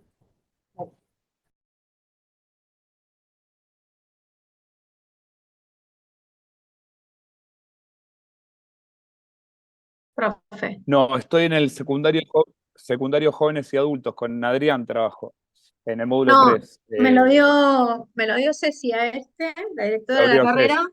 El año pasado yo usaba Meet, pero este año ya nos dio para todo el cuatrimestre un Zoom. Está buenísimo. Así que Bárbaro. sí, está bueno, porque con el Meet esto es más complejo, hacer estas cosas. Es más, en algún momento había pensado una dinámica de presentación, pero la vamos a hacer la semana que viene en presencial, así que algo la semana que viene vamos a jugar un poco porque así rompemos un poco. Porque aparte va a ser la única clase, si todo sale bien, que van a tener conmigo presencial, así que vamos a tener que sacarle el jugo. Tengo familia en Olavarría, profe, un montón. Ahora empezamos con la cosa de pueblo. ¿Quiénes son? Los Piatti, no sé si los conoces. Sí, de la cantera. Los dueños de la cantera. Claro. Ah, No, dueños no. Un, un renegado de la familia, pero ingeniero, pero bueno, de los Piatti buenos. Pero sí, tiene que ver con la cantera. yo Pero no no está dije en la nada, yo cantera, dije, sí, los por de ahí. la cantera, nada más. O sea, todo lo demás lo agregamos.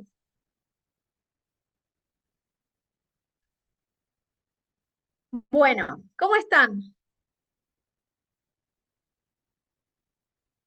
Bien, bien, profe. ¿Bien? ¿Se Bien, bien. pudieron? Bien. Profe, Ayer, sí. no sé cuál la idea de juntarnos en el grupo. Nosotros ya nos organizamos, hicimos un grupo de WhatsApp y un Drive compartido. Y solamente lo que nos dedicamos a hacer es en el Drive poner diferentes imágenes o alguna película y todo eso, y después decidir la más adecuada para trabajar con los textos. Hasta ahí llegamos. Después, si querías algo más, no hay, por lo menos en este grupo. Es un montón. Ya está. Hasta ahí Sí. llegó nuestro amor. Que es un montón. Hasta ya armaron el drive, ya pusieron hicieron un montón. Bueno, discutimos todo. Era la idea. Era la idea. No, la idea era esa, o sea, adelantar el trabajo, o sea, 2 clases que no tengan ningún espacio de presencialidad requería alguna dinámica de conformación de grupalidad, aunque sea para estos 15 días. Esto significa que no tienen que seguir trabajando juntos y juntas, pero sí que por lo menos esta actividad, que esta sí, la de tiene fecha de vencimiento 13 de abril y tiene fecha de vencimiento 13 de abril porque no tiene mucho sentido después seguir trabajando con el apostolado porque pasamos de película. Así que bueno, no se detengan mucho, o sea, traten en esto sí de cumplir el tiempo porque si no pierde significatividad la actividad. ¿Sí? Profe, Sí. te hago una consulta. Yo tengo una compañera que hoy no se puede conectar, que está en la materia porque operaron a su nene. ¿La podemos agregar a nuestro grupo? Somos 5 con Sí, ella. obvio. Sí, totalmente. Gracias. Escúchenme, algo que es importante, yo ya lo mencioné, pero lo voy a volver a mencionar. Ustedes saben que la materia, nuestra materia, tiene la carga horaria son 4 horas, 2 presenciales perdón, 3 presenciales y una virtual, ¿no? Digo, está organizada así. Esta comisión, exclusivamente esta comisión, va a estar dividida en 2 horas y 2 horas. ¿Sí? O sea que ustedes cuando cursen conmigo van a cursar siempre 2 horas. Voy a tratar de respetar el horario. Cuando vea, o sea, porque terminamos a las 3 y a las 3:30 viene la otra comisión que está de 3:30 a 5:30. Lo cual me reservé media hora más porque a veces no soy buena, y quienes ya han cursado conmigo saben que no soy buena con esta cosa de respetar los tiempos porque a veces me voy un poco de libreta. Pero bueno, nada, para que entiendan que esto es una organización interna a 2 comisiones que son las que compartimos con Mirta, ¿sí? Que no es algo, o sea, Con que Mirta sí es algo. tenemos el mismo horario, normal. Con Mirta, Cuando es claro, con Mirta presencial. van a tener el mismo horario, pero con ella van a tener presencial, Perfecto. ¿sí? Lo que pasa es que la semana que ¿Presencial no viene, es a las 12? De 12 a 15 supuestamente, dice. no, justamente, chicos, eso es lo que les estoy explicando. Ok. Que no van, o sea, yo no me acuerdo que habíamos acordado con Mirta. Creo que Mirta va a hacerlo de 12:30 a 2:30 y de 15 a 17:30. Pero siempre, Ajá. o sea, las 4 horas que tiene, el bloque de cursada, ¿sí? Que tiene esta materia son 3 horas presenciales y 1 hora virtual. Por las condiciones de cómo está armada, nosotros con Mirta tomamos la decisión pedagógica de hacer 2 horas y 2 horas. Lo que yo no recuerdo honestamente es a qué hora va a arrancar Mirta, si era a las 12 o a las 12:30, eso no recuerdo. Pero como a Mirta la van a ver recién, ya les digo, el 27 de abril tenemos tiempo para resolver esta cuestión. Conmigo nos vamos a ver el 13 de abril, ¿sí? Presencial, que también vamos a hacer 2 horas, y si les parece, les propongo que nos encontremos 12:30, Bueno, ¿sí? De sí. 12:30, vamos a trabajar de 12:30 a 14:30. En la UNAUR, profe, ¿verdad? En la UNAUR, salvo que quieran venir a Olavarría, yo los espero, les hago asado, no, porque ya no estaríamos en condiciones de hacer asado, pero que capaz que ni lechuga tampoco. No, tampoco. Lechuga ni asado, o sea, asado con ensalada de lechuga, no. A Mosquitos este muchos, paso, profe, a este paso tampoco vamos a poder pagar el boleto hasta allá. no, Estamos complicados. no, Ya está no. La carísimo. yerba, se El- está el liberando el boleto. precio de la yerba ni para el mate. No, bueno, no. Está bien, vamos seguramente a alguna estrategia de sobrevivencia argentina vamos a ver. Y lo peor de todo es que después lo vamos a terminar exportando, porque ahora no solamente exportamos yerba mate, cortes de carne, Messi y Maradona, sino también que exportamos derecha fascista al mundo. Es un montón. Ojo, profe, para poner un poquito de humor, comparto. está viendo de vuelta el turismo extranjero en la zona de Plaza de Mayo, acompañando las movilizaciones. Ayer había todo un tour acompañando la movilización de los trabajadores y trabajadoras del Estado. Es un montón.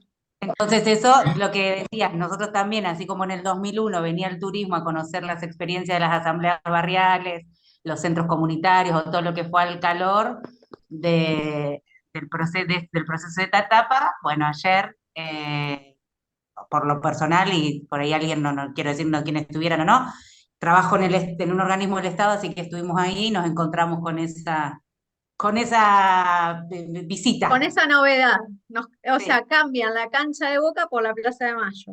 Exacto, estábamos escoltados por las fuerzas del orden, fuertemente escoltados, y también el tour de turismo. Escoltados para decirlo como así, como muy políticamente correcto. Exacto. Bien, bueno. Entonces deberíamos de darles de qué hablar y que vengan y mostrarles la fuerza, ¿no es cierto? Mire, Mostrarles por un la poco. carpa blanca pasó Baltasar Garzón, pasó Galeano, Benedetti, Spinetta. Digo, nada, hemos exportado resistencia y lucha docente, así que, bueno, tenemos que reacomodarnos. Creo que todavía estamos impávidos e impávidas ante esta realidad tan compleja que nos toca vivir. Van a ser años muy duros. De la charla voy a linkear dos cuestiones, ¿no? Una que tiene que ver con el cierre de esta materia del cuatrimestre del año pasado. Yo cerré la materia el 27 de noviembre, a una semana haber, eh, de haberse realizado el proceso eleccionario. Yo estaba muy dolida, porque uno anticipa, ¿no? Quien ha tenido mucha zapatilla recorriendo el puente Pueyrredón y Guardapolvo Blanco, Plaza de Mayo y Marcha Federal, sabíamos de lo que venía. Creo que muchos compañeros y compañeras no vieron que venían por el FONID, que venían por la educación pública, que venían por un montón de conquistas históricas nuestras y que los derechos no están escritos en piedra. Esto para volver a esto que dije hace un ratito, que terminan siendo significantes vacíos, porque terminan con esto que dice Federico, que a mí me pareció muy interesante. Terminamos enfrentándonos trabajadores contra trabajadores, ¿sí? En relación al nivel de precariedad que tengamos cada uno de nosotros en nuestra tarea, pero no dejamos de ser trabajadores y trabajadoras. Entonces yo cerré la clase leyendo la carta de Rodolfo Walsh a la Junta Militar. Porque primero había pensado que iba a leer solamente el modelo económico que describe muy bien Rodolfo Walsh en esa carta, y después nada, me emocioné y leí toda la carta. Entonces me dijeron, alguien que estuvo en la clase, me dice, bueno, la verdad es que si vos querés convocar a alguien a militar, dice, o a que reflexione, o a que le pase algo con todo esto que va a venir, bastante fuerte la carta de Rodolfo Walsh. Y yo como me quedé como pensando en esto de, bueno, sí, pero es lo que va a pasar, o sea, salvando las distancias en relación a algo que fue un gobierno de facto y otro que es elegido por las urnas, y lo novedoso que es que la derecha fascista acceda a un gobierno desde las urnas. Lo cierto es que el plan económico y las consecuencias sociales tienen mucho que ver. Y el otro día, en la presentación de este libro de Selman, hablaba un poco también de esto, ¿no? Digo, del nosotros, los que creemos en esta perspectiva de derecho, en este concepto en relación a cómo pensamos la educación, nosotros que tenemos como algunas cuestiones en las que creemos que estamos todos de acuerdo, a veces no estamos todos de acuerdo. Entonces, es importante empezar a dejar de dar por sentado que estamos todos de acuerdo, ¿sí? Porque en ese dejar de dar por sentado que estamos todos de acuerdo, generamos un nosotros y los otros, y nosotras y las otras, y nosotres y les otros, que creo que nos llevaron y nos trajeron a este lugar. Digo, sí me parece interesante y lo voy a decir siempre desde qué lugar hablo yo. Digo, por si a alguien no le quedó claro, nada. El 13 de abril vamos a seguir hablando y seguramente quienes ya me han tenido saben desde qué lugar hablo, de una perspectiva de derecho, de una perspectiva garantista, ¿sí? Desde una valoración de los gobiernos nacionales y populares que a la educación le dieron un montón, con todas las luces y sombras que todo proceso político tiene. Pero lo cierto es que nosotros tenemos, o sea, los y las trabajadoras de la educación y la educación en sí, eh, tuvieron una ampliación muy grande de participación en la vida social y en el modelo de Estado con la recuperación o el post-2001, ¿no? Digo, la primera acción de gobierno de Néstor Kirchner fue ir a resolver un conflicto docente en Entre Ríos. Entonces, desde este lugar estoy hablando. Y capaz que también estoy haciendo adoctrinamiento. Bueno, me denuncien. Ayer voy a cerrar, nada, me acordé de una cosa, la voy a cerrar la clase así, le doy la palabra a Damián, le doy la palabra a Jessica y cierro leyéndoles algo y nos vemos el sábado que viene, mate y torta de por medio. Damián. Profe, compañeros, profe, una consulta, la asistencia, ¿mandás algún tipo de enlace o No, hoy no algo o tomo, no? no preparé enlace y aparte veo que tengo 61 participantes sostenidos, así que doy por sentado de que, salvo la compañera que me dijo que tuvo una situación de salud importante, creo que están casi todos, así que para mí está más que bien. Bueno, Jessy, y por otro lado, te dejo que curso otra materia, entro ya, así que saludos chao. grandes. Gracias.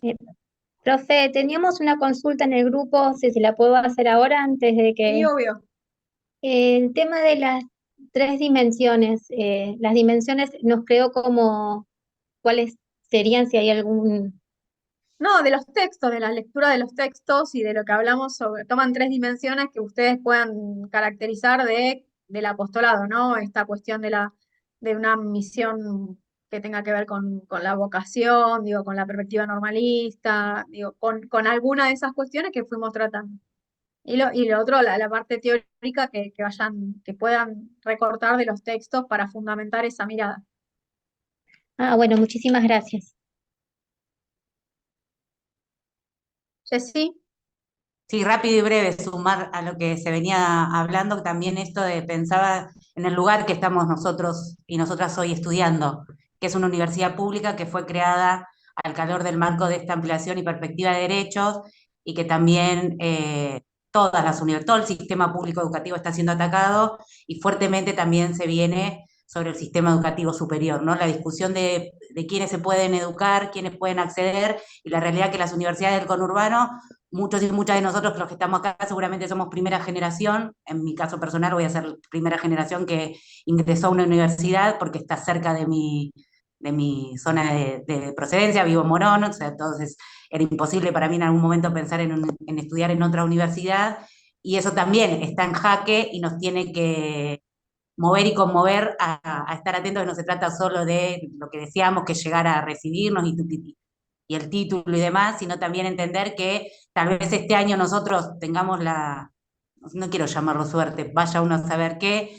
por la posibilidad de terminar, pero está en jaque eso, y no sabemos cuánto, hoy mismo las universidades están planteando el segundo cuatrimestre en riesgo y un montón de otras cuestiones.